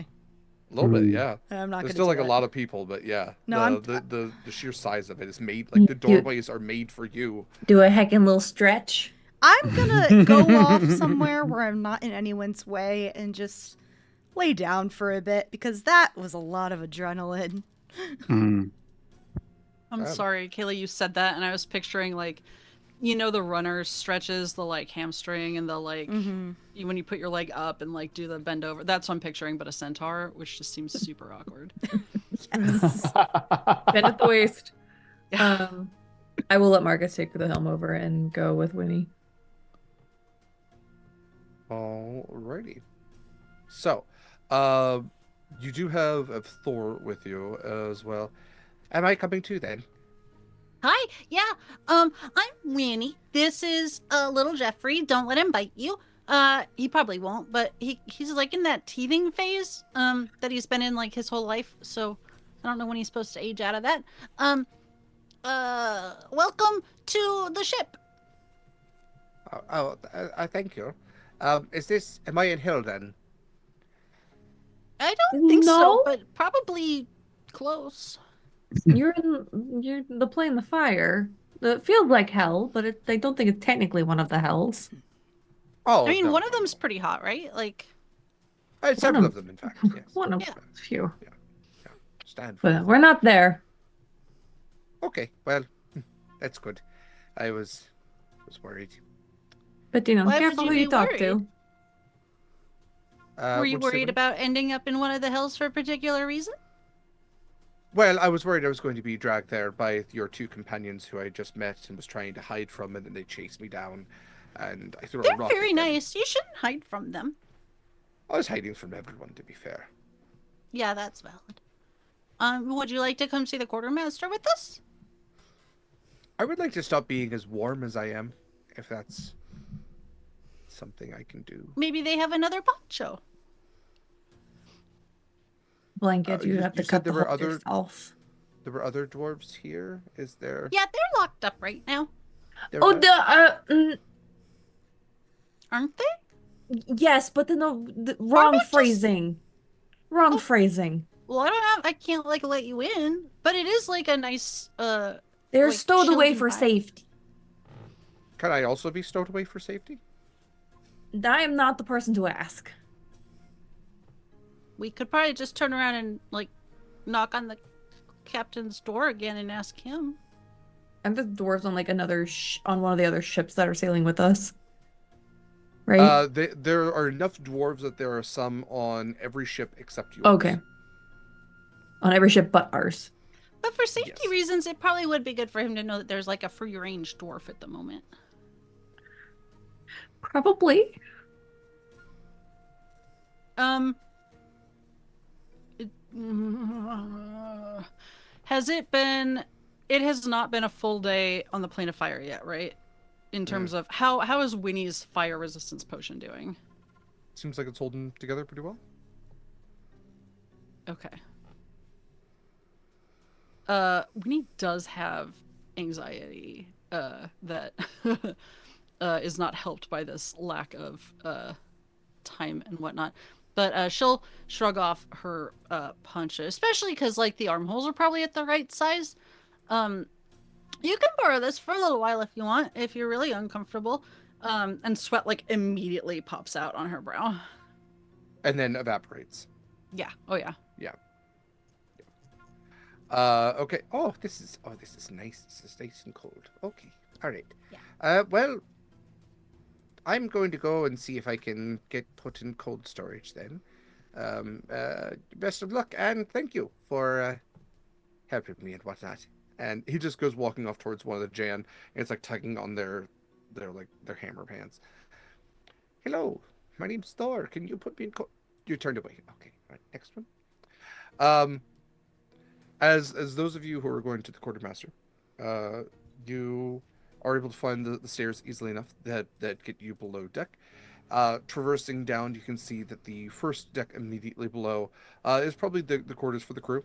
You can see very similarly a lot of the quarters that you might be used to, although there is a level of like ornateness to this ship where it seems like every little bit of it was hand carved. Um, you can see that there's not the standard like rooms for the infirmary or like maybe the hold that your ship might have. It's more open. There's a lot of storage down here. Again, you see a lot of weapons, a lot of chests that are kind of stacked up and held together with chain. You don't see a lot of netting or like rope or anything like that. Anything that would be is typically chain. Even the sails themselves are held by chain. Um, Following the stairs downwards, you would find a space that is occupied by a lot of trenchers, a lot of benches and like long bench seats, tables, and you can definitely see where the galley would be, although it does seem to be unmanned right now. And then you can also see kind of around the corner there is a kind of set into the side of the ship. Or a bunch of pieces of equipment and luggage and just detritus, just boxes, barrels, chests, all different things like that.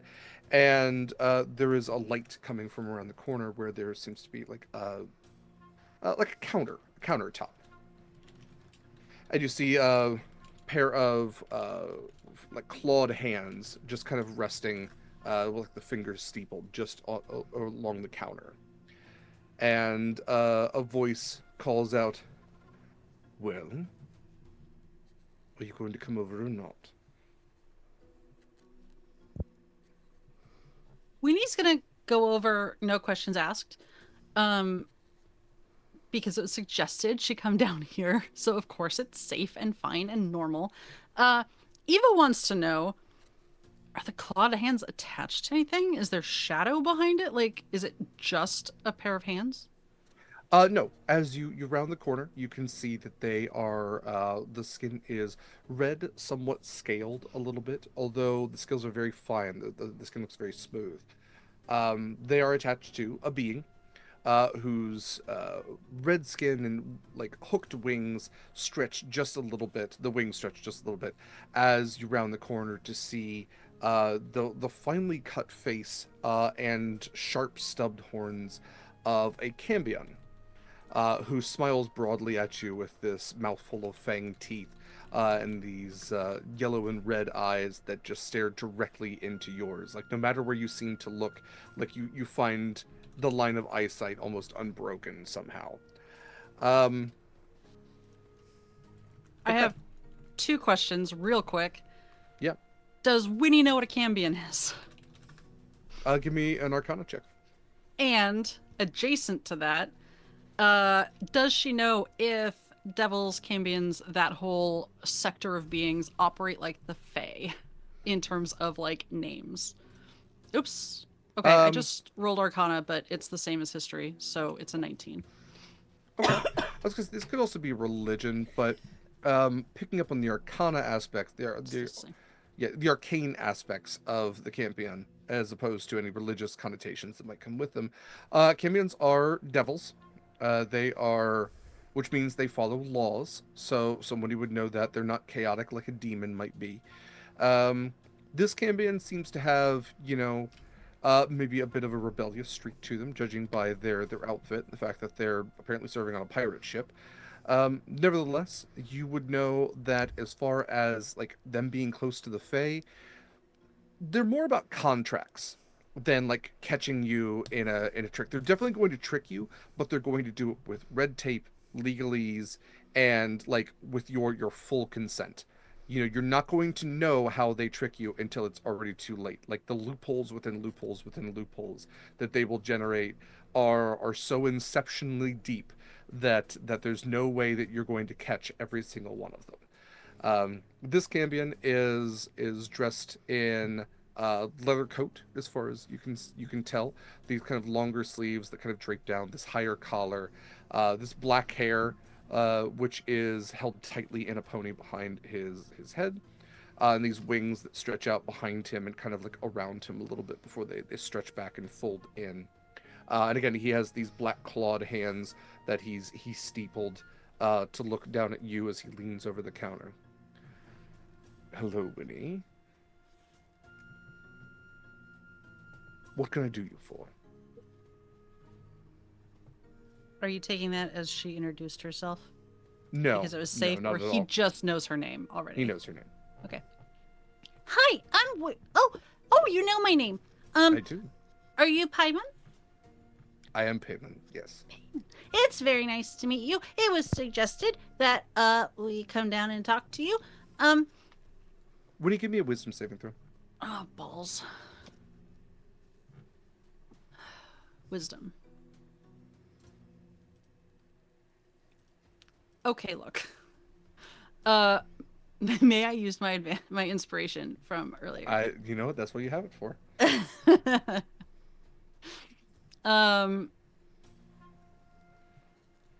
Okay. With my role from earlier, knowing about cambions and whatnot, I would like to kind of be prepared for this and add 5 to my 9 for 14. I'm going to use Flash of Genius. I don't think that's going to make any substantial difference.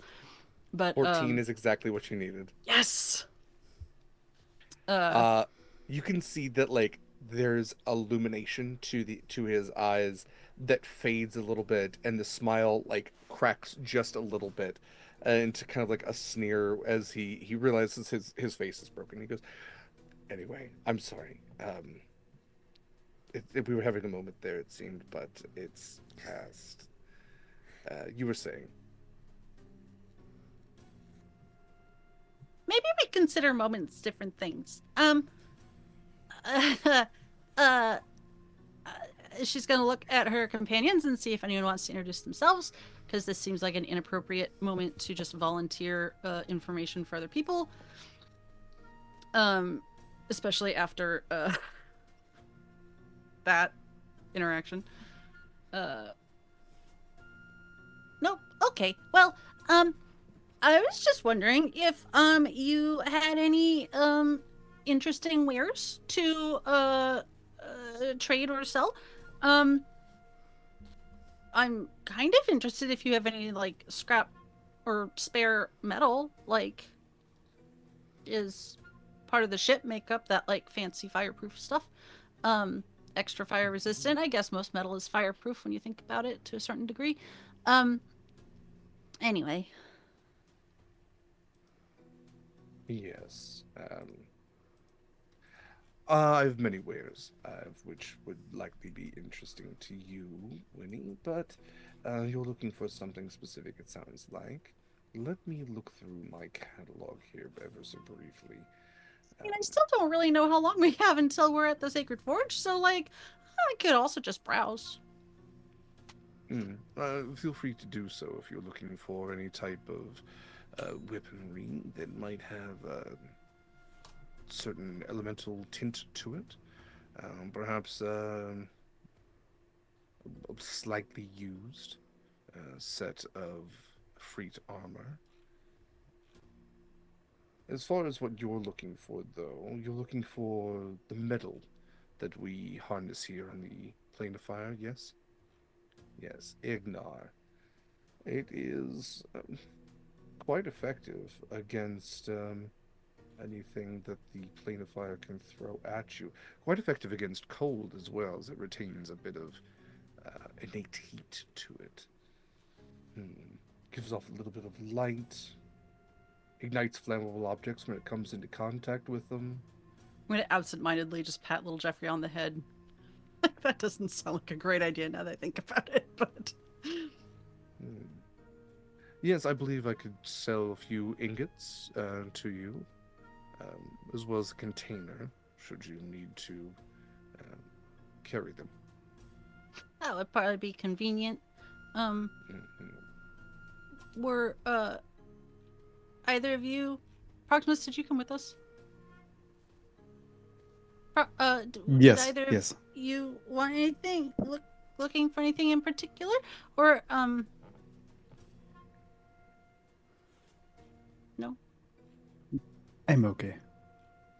I'm curious as if you knew the rest of our names before we came down here. Scarlett, Proximus. I Hmm. won't call you the other name, Proximo. Oops, sorry. Do you really know my name though?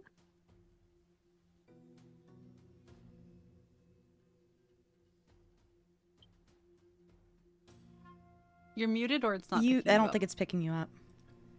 So would you like me to call you that instead? No, thank you. Yeah, it's just testing something. Can I get a wisdom save from the two of you, please? I opened my big mouth.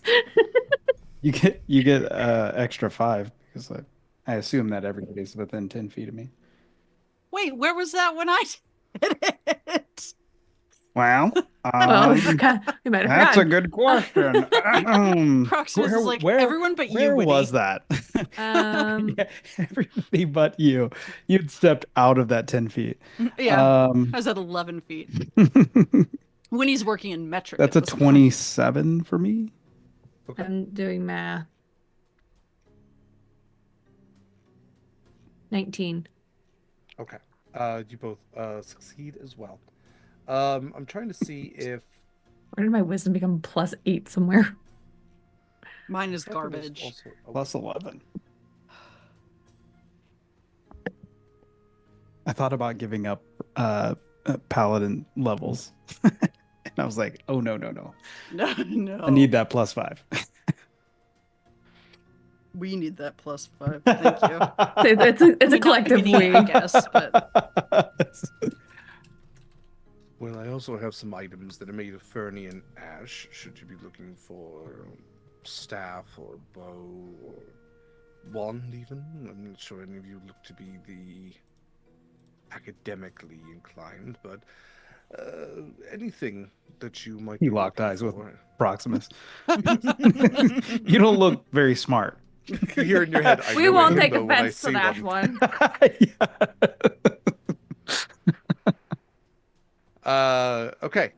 Yes. Is there anything I can perhaps provide for you otherwise, or have you just wasted my time?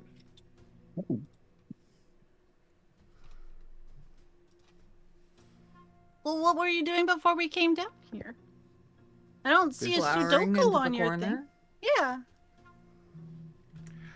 I was conducting business elsewhere. Oh, sorry, we didn't like ring a bell or anything. I could have waited. Oh, you rang a bell. You just didn't hear it. Yeah, that happens sometimes. Fortunately, some bells can't be unrung. Ayo. When he's like trying to pop her ears. Sometimes with like all the potion mixing and stuff, I think I kind of like am missing a certain like range, you know. You are. That's good to know.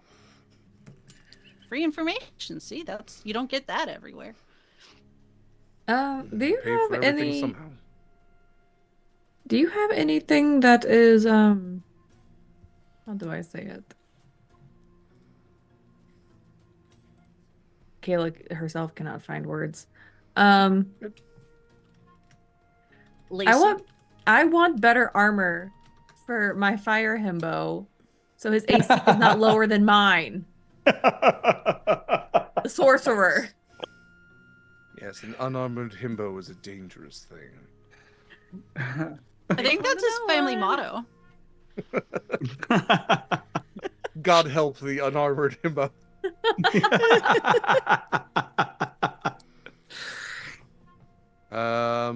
Yes, I believe that I can find something suitable for Mr. Marcus.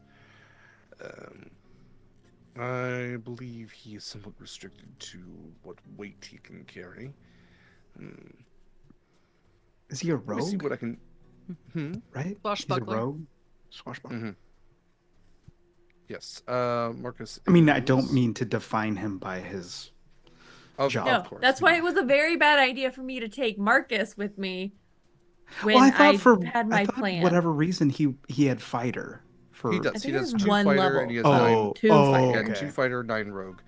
So he can wear up to medium armor. It's just me remembering what medium armor all encapsulates. So, let me look into that and see if there's anything I can dig up for him. Proximus leans over to Scarlett. Don't worry, I will work with Marcus on becoming a better fighter. It's great that's fighting. He's Actually- just very, very good at getting hit. He wouldn't Especially be a fighter around if I did you. everything he Funny could how do. that works. Weird. Wild concept. I have no idea what you're talking about. Let's see. Medium. Let's see how fancy we can get with him. So he could wear a breastplate, chain shirt. What is he wearing right now? Let's see. Marcus is he's wearing mariner studded leather, which he got from Acacia. Sounds about right. So, yeah. Yes, So, check back with me later. I will he find can something breathe for underwater, you. right? With that? Yes. Yeah. That's the helm, right? That is no, because he's wearing the armor now. I believe you even gave the helm to somebody else. Or Acacia's wearing the helm. No, I have can't- the cloak. You do have the cloak of the manta ray. Okay. Mm-hmm, mm-hmm. Then yeah, he must have given that to somebody else. Because I think you wanted him to have a little bit better armor as well, because he no longer has the helm of underwater action.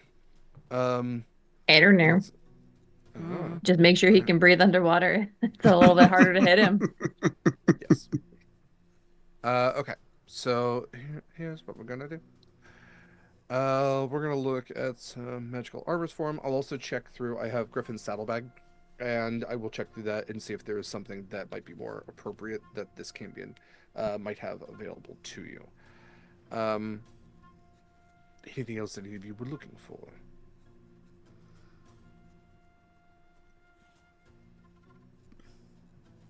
I'm gonna Alright. look at little Jeffrey. Give him the opportunity. Is that why? The Well, free will. No. No, but are you let's see kidding? where this goes. Absolutely not. I'm just curious what he says. If he Looks up says at you, anything. looks at Eric, the we devil. want you to talk to yourself. That's the only reason why It this is happening. looks back up at Winnie. I'm not saying we'll get it. I'm just asking what you want. He puts his hands up on the counter and like pushes himself up. He's hovering, but he like one soul, please. No! The worst and best answer. And looks back And- at Winnie and gives a thumbs up. Yes. That's Why like, did I give him Yes. thumbs? Is this when you introduce soul Oh. coins yeah, in I our was about campaign? to say. Yes. Yes. I'm gonna Uh, just look at. Is it Paymon? It is Peyman. Payman. Oh, I spelled it Oh, wrong. It's P-E-Y. fine. Yeah. I also thought that's how it was spelled, so fair. I'm going off the spelling in Chuck Tingle's book Chuck Tingle's book. And maybe Yeah, I was that's trying to go why. with like traditionally Persian names for the Ifrit and the people that were kind of hanging around. But Payman also works really well as a quartermaster. I'm just gonna do like a one-shoulder shrug. I'm not saying we'll get it, but I'll listen to the price. Trading in souls is something I can do. He does pull out from his pouch a soul coin. It is this etched infernum metal that kind of glows slightly red, and slides it on the counter just slightly towards old Jeffrey with his clawed finger. Remember, we don't touch until something's paid for. I can already Not see at little all. Jeffrey like I'm going gonna for lean it. towards a Winnie. Is this a good idea? Probably not, but I don't know. I'm just Oh, I curious. think we should do it. Does little Jeffrey have his own perks? The spiny, the little, this Acacia's spidey sense something is wrong.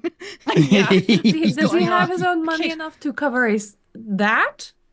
Ooh, I don't know. with my eye of true sight, can I see, Yeah. because into the ethereal plane, can I see the soul that's trapped in it?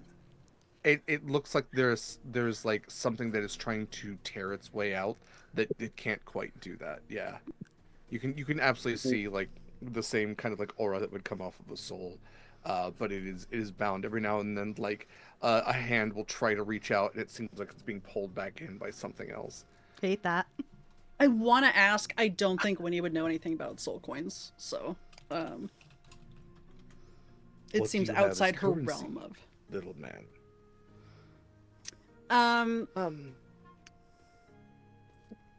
You can show him. Blah. No, I guess he doesn't have the bag in him. He can't. He can't do that. No, but he has his own like little non bag of holding. That's true. Pouch. He has this little pirate pouch. He pulls out little satchel of like 10 gold, his dagger, a compass, and I believe shark a tooth letter necklace. his shark tooth necklace, and a Mhm. letter he pulled off of someone that's rather. And 6 manticore spines, which I've never taken from him for some reason. Right. So we have the compass of a dead man, a knife that stabbed its own owner in the back. That one's interesting. 6 manticore spines. Okay. 10 gold pieces. I have no use for that. He slurps them back up. Oh, That's weird. I don't even remember giving him a tongue. Wow. Doing self-improvement, self-modifications. Skynet. I can make use of a few of these things, although it occurs to me that you have something else that I would find very useful. Don't you say it. Little do you Jeffrey, I think? can give you a little bit of an advance if you need it. I was hoping you were going to say that. I was mean, he hoping doesn't for have perhaps some information or maybe a deal. He listens a lot, so depending on what kind of information you want, he might have it actually.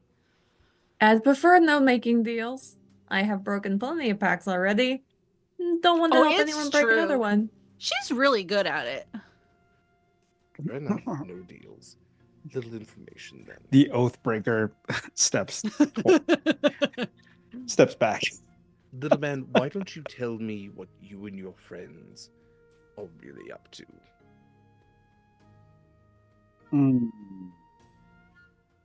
Is that a fair price, Mom? I'm trying to think of like all the secret conversations Winnie has had with little Jeffrey. Little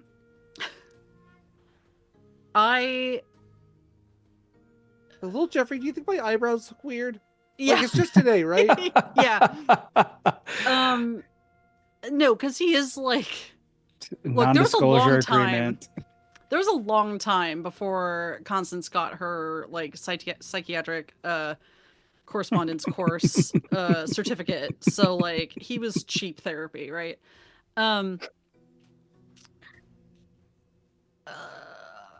Counselor affiliate. Yeah.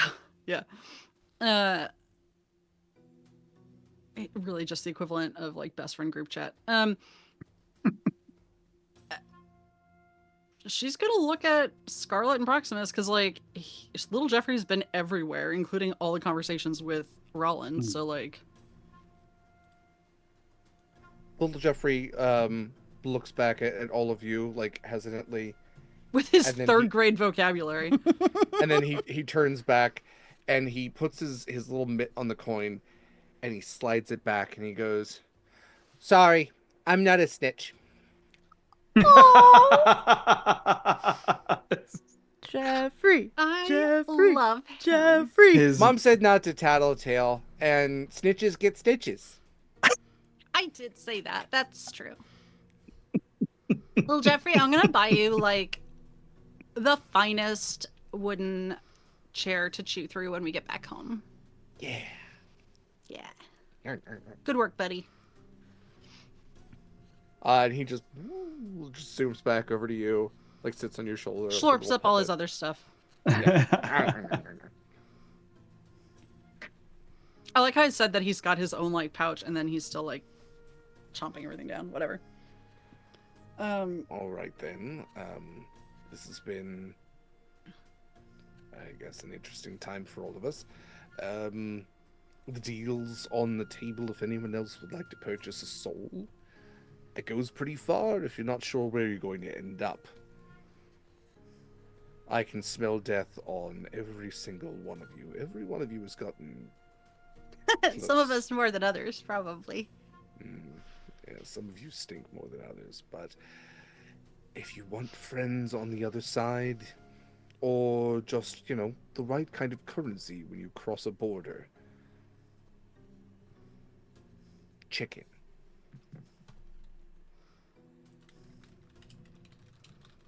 You don't even have to pay today. You can pay your debt down the line. But like, would it be what Yeah, we're I've up done to layaway then, before. or like, yeah, Like, no. Is it like, first of all, Acacia, what the fuck? I don't plan on Leasing dying, souls. okay? We're leasing souls here. A lich centaur? Hello. I'm thinking more of the whole druid thing that you stop aging. Yeah. No, that's dope as hell. Also, it makes Winnie really happy because she constantly thinks about how she's outliving all of you. Yeah, Yeah, don't think about it. It's really sad. it is really sad. So like, It's like, these are my big guinea pigs. These are my dogs. ugh, I love them, but I'll replace them. sad. So like, so we pay later, but would it be like what we're doing now, but we tell you later, or is it like what we're up to then and we tell you then? Well, I would actually do something different. That was just the deal for Jeffrey. If you all would like to do a pay later sort of deal, he pulls out a piece of paper and it starts generating all this infernal writing on it. That we could create a contract for a payday loan sort of scenario with interest. And I can be very interesting. You do seem very interesting. Like you've been a lot of places and seen a lot of people and beings and stuff. How much for the ingots and case? I mean, soul or not, I still would be interested in that. What currency do you have? Gold, secrets, a pipe that blows smoke monsters. Those are dime a dozen. You're in the plane of fire. 100 gold and a juicy gossip. Whoa. I'm gonna slap down 100 gold, and I am going to share the juiciest gossip I can think of from Phoenix Landing about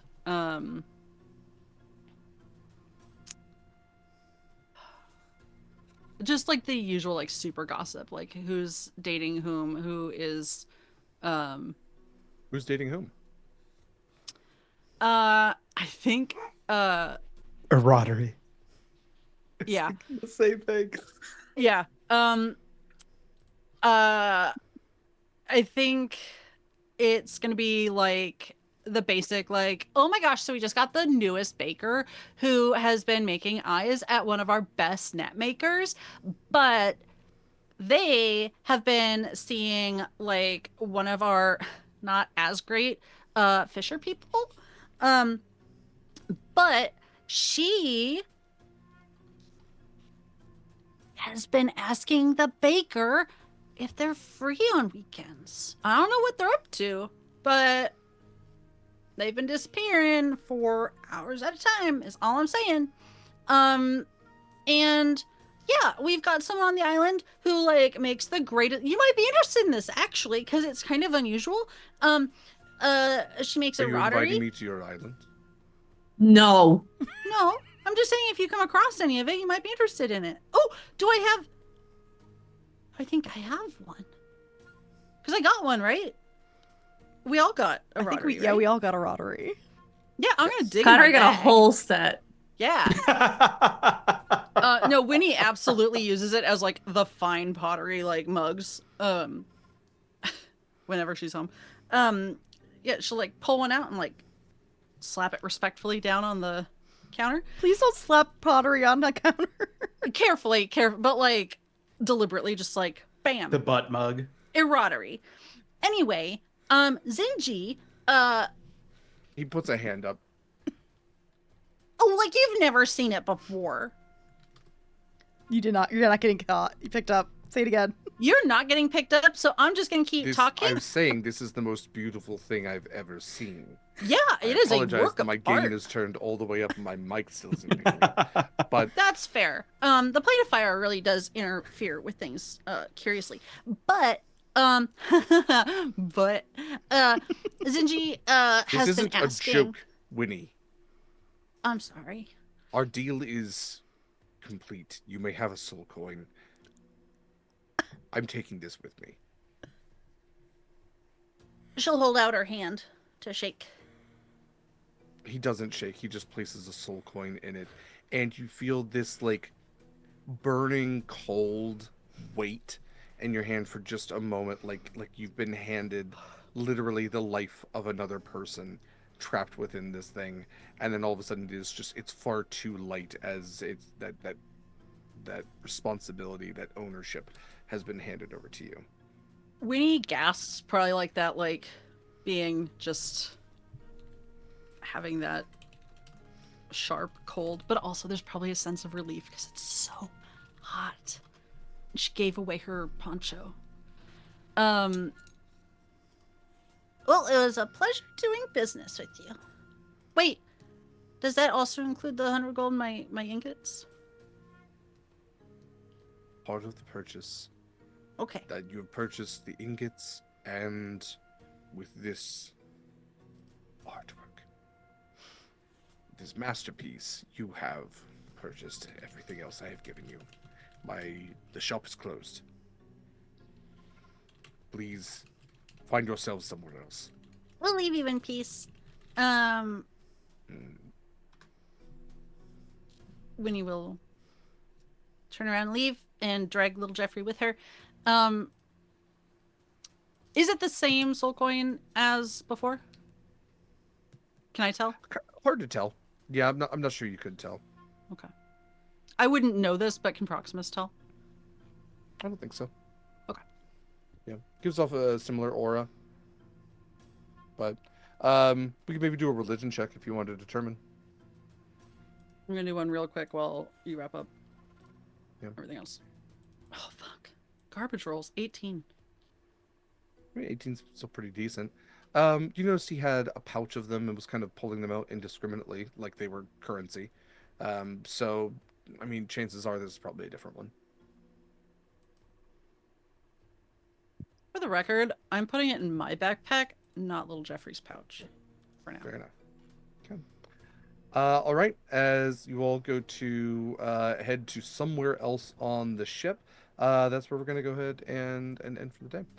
So thank you all for joining us for another episode of Horizon's Call. When we come back next time, we'll be on the Sea of Fire aboard a massive fireproof dreadnought heading towards lands unknown with a family member of Marcus's.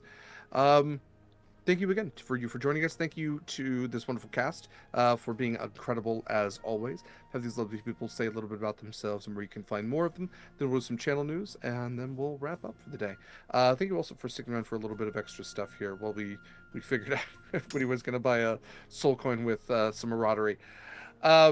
let's go ahead and go around. Mare, if you don't mind starting us out, where can we find more of your lovely self? Hey, hi, my name is Mary. You can find me on Twitter at Archmage of Dice, so and all applicable social media at Archmage of Dice. You can find me here every Saturday at 6 p.m. Eastern, playing your lovely horse girl, who is horse, and on Mondays at 6:30 p.m. Eastern, running the game Journey to Books and a safer system fairy tale themed game using the We Are All Mad Here supplement, and I'm also running Thursday's Tech for Zenith. I also have an application open right now over on Girls Run These Worlds to run a game of the Devil's Dandy Dogs. So if you want to be a good boy or good doggo with me, you should absolutely go sign up for that. I'm going to go get the link and I'll post it in chat when everyone else is doing their sign-offs. There could see All me right. furiously searching all the different channels. Oh, I got it. Yes, please apply to that and check out Journey to Books End, which will be running throughout the month of October. Okay. Next up, Eva. Hi, hello, it's me, Eva. Little Jeffrey will be a real boy one of these days, one way or another. Preferably not with my soul, though. I have been your ridiculous sea elf weenie. I am pretty sure I'm not doing anything too much at the moment. Running tech here and there. Thank you for everyone who's been filling in for me. I don't think I'm running any games at the moment, although that will change here coming up, hopefully fairly soon. And you can see me here every Saturday. I've probably forgotten like 8 important things that I'm doing, but that's it. I can't think of it. Yeah, I mean, I know you do production work on some other channels. Yeah. Not at the moment. Yeah. I don't think. Okay. Yeah, each episode I'll check out is Eva. She's done going to be and- doing some more yeah. stuff here soon. Next up, Michael. Hi, fam. I'm Michael. He, him pronouns. I was playing Proximus, and you can find me on the interwebs, mainly at on Instagram at Michael Sandoval, MIKYL SANDOVAL, where I do some art and just finished up some art for Zenith, and it was great. So They're hot. taking a there, I have a problem of drawing attractive characters. I don't know why. They are in the Don't know how this Discord. happens. They're super hot, and I have just finished up a reveal for Twitter here soon. Probably Perfect. It's not a I- problem, Michael. It's a gift and a curse. The only problem is Um, it's they're too hot and I can't. Too hot. Focus, hard focus. So yeah, come over to this Discord channel where I have my own channel where I'll be uploading all of the art too. So you can come and react and check it out and hang out with a great community that I love so much. So bye. Incredible. Yes, special thank you to Michael for the artwork. Again, seen on Zenith, seen here, seen on Humblewood, and like a half dozen other games here on Sword and Key. Very, very appreciative of the incredible work that he does.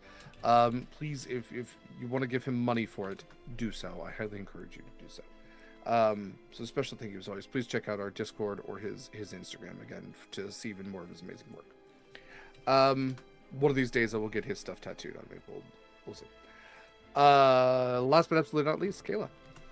Hi, hello, my name is Kaila. I have been your Siren Storm Sorcerer Scarlett Shores, and very overwhelmed and temperaturely hot mermaid, siren, murder mermaid. I am a Sword and Key exclusive at this point. I did my charity thing last weekend, which was very successful. So thank you to anyone who stepped in. We did good work for charity. We're gonna do it again in October here on Sword and Key. I will be playing in LD's game of God, what is it actually called? I can't ever remember the actual name, so I want to say Sup, but it's Stup Flamin' Preps. So Stup Flamin' Props. we'll see who I roll for my character. It could be very interesting. Very excited for that. Speaking of, yeah, we have a lot of really cool stuff happening in the month of October. It's going to be a big month for us here, with lots of charity stuff, all in support of NAMI, National Alliance for Mental Illness. Please check out a lot of our cool stuff coming up next weekend. Is the big start of it. We're doing like session. I'm doing it literally every weekend. I'm doing session zeros or the game, so it's going to be great. For myself, I should say, hi, I'm Derek Sword. Sword is my real last name. Yes, it's awesome. No, you can't have it, except I did offer it to Mikyl earlier. I use he, him pronouns. I've been your GM for this game and many games here. If you want to find me personally, that's fine. It's DSword16. Most of what I do, though, on social media is for Sword and Key. You can find all of Sword and Key stuff, including social media, at beacons.ai/Sword and Key. Find, again, socials there, so that's Instagram, BlueSky, and Twitter, sword_and_key for all of them, so just underscores between the words. You can join our Discord there and hang out and chat about games like this or any of the other games that you see here. You also get first access to applications and alerts that we can set up should you want to know when games are going live or when podcasts are posted or anything like that. It's always optional, but otherwise you just hang out with cool people, talk about cool things in a really cool space. We also have our affiliate ships if you are looking for discount codes, and our ongoing philanthropic endeavors. If you are looking to put your money towards a good cause, you can always tip us through Pally.gg. It's very much appreciated. You can impact our game and tip some wonderful folks who put a lot of work into the streaming community overall, but especially this game. You can also donate to PCRF, Palestine Children's Relief Fund, which Zenith is supporting, Fauna and Flora International, which Humblewood is supporting, or again, NAMI, which we are going to be donating to this month, as well as others like Canine Companions for Independence. We mostly just like cultivate a little suggestion list of some causes that are near and dear to our hearts. Otherwise, looking at the Sword and Key calendar and kind of what's happening this month. Today is the 5th, so tomorrow we have the next episode of Humblewood Yonderbound at 10 a.m. Pacific time. We also have the newest episode of Monster Crush, which is a Sword and Key podcast, but it's a podcast that LD and I, my friend LD and I do. It's about different cryptids, creatures, and miscellaneous monsters from myth and how smoochable they are. It is the month of October, so it's the best time to talk about monsters and listen to podcasts about them. We are doing an unholy trinity with a werewolf, an undead, and a vampire, but probably not the ones you expect or maybe not even know about. So that episode will likely come out Sunday or maybe Monday, depending on how much time I have to edit. On Monday, Journey to Book's End is taking a break on the 7th, but we'll be back on the 14th. On Tuesday, and I should say, Journey to Book's End typically plays every Monday at 3:30 p.m. Pacific time. So 14th, 21st, 28th. Check it out then. Tuesdays, that is Gate Night for us. So it's 6:30 p.m. Pacific time. Myself, joined by Shadow and LD, play Baldur's Gate 3. It's the only video game we're currently streaming here on Sword and Key. So that typically plays every week, 6:30 p.m. Pacific time. On Thursdays, we play Zenith. It's run by one of my favorite GMs, Alex, who is running a 5e campaign of like big city politics, backstabbing, reputation, monsters in the street, just like some really like hardcore political relationship. Like it's really cool. It's like, you know, it has like the stab in the back kind of shadowy stuff. It has, you know, thieves trying to gain prominence and reputation. It's a really cool game. That's 4:30 p.m. Pacific time every Thursday. And then every Friday this month, we typically do this every other Friday, but we're doing it every Friday. We are doing a Sword and Key movie night on our Discord. They are themed, so we're doing double features of Halloween movies, typically just scary movies, horror movies. Literally last night we did Bram Stoker's Dracula, followed by The Lost Boys. This coming Friday, the 11th, we are doing It Follows and Midsummer, two femme-led art house horror movies. I will also note on the 18th we are doing The Hunter Becomes the Hunted kind of movie. So we're doing the Predator Native American film Prey, as well as Out of Darkness, which is a prehistoric like caveman horror movie. And then the 25th, we are going to be doing slashers with a twist. So we're doing Scream and Ready or Not. Okay. On the 12th, that is when our one-shots for the month begin. So that is a 10 a.m. one-shot of Slayers, followed by Horizon's Call at 3. On the 13th, Humblewood plays as normal, but it will be followed by Night of Fright Part 2. That is our Scooby-Doo game, which is going to feature Mikyl in it. So that will be the 13th and 20th. For Night of Fright Part 2, as that is a two-parter. On the 16th, we have Call of Cthulhu, which is Call of Cthulhu where everybody plays cats. That is being run by Wild at 4 p.m. Pacific time. On the 18th, that is Friday, at 10 a.m. Pacific time, we have a one-shot of, it's a hack of Our Woodland Gods, which is like fun little cozy woodland creatures who pray towards an eldritch god that dies, and so then they have to replace him with another eldritch god whose power may be greater and even deadlier or scarier than the one who was, the god that now lurks ever sleeping but undead in the ether. I don't know. It's going to be great. It's going to be really wholesome. Because Anik's running it, of course. Anik, our master of horror. And then the 26th, we have a one shot that I'm running of Monster of the Week, Night in the Museum. And then we will end out the month with what Kaila was talking about, the LD run game of Stop Flaming Preps, which is a Maya Mortal one shot that LD actually created the gameplay for. It's a Honey Heist hack that features, just like peak early 2000s Hot Topic Gothic characters. It's a reference to Harry Potter fanfic that involves like vampires and Draco Malfoy being like sexier than he actually is. It's absolutely wild, but I highly recommend checking it out. The only thing to note this month is Zenith will be taking Halloween off, so please enjoy that holiday. We do not have anything necessarily prepared for the night itself, but then we will be back with our regularly scheduled every other week movie nights as of November 1st, where we plan to watch Stardust, which if you've never seen is a great De Niro film, although he's just a side character. Horizons Call will play every Saturday. Again, Zenith every Thursday. Movie nights every other week, except for this month.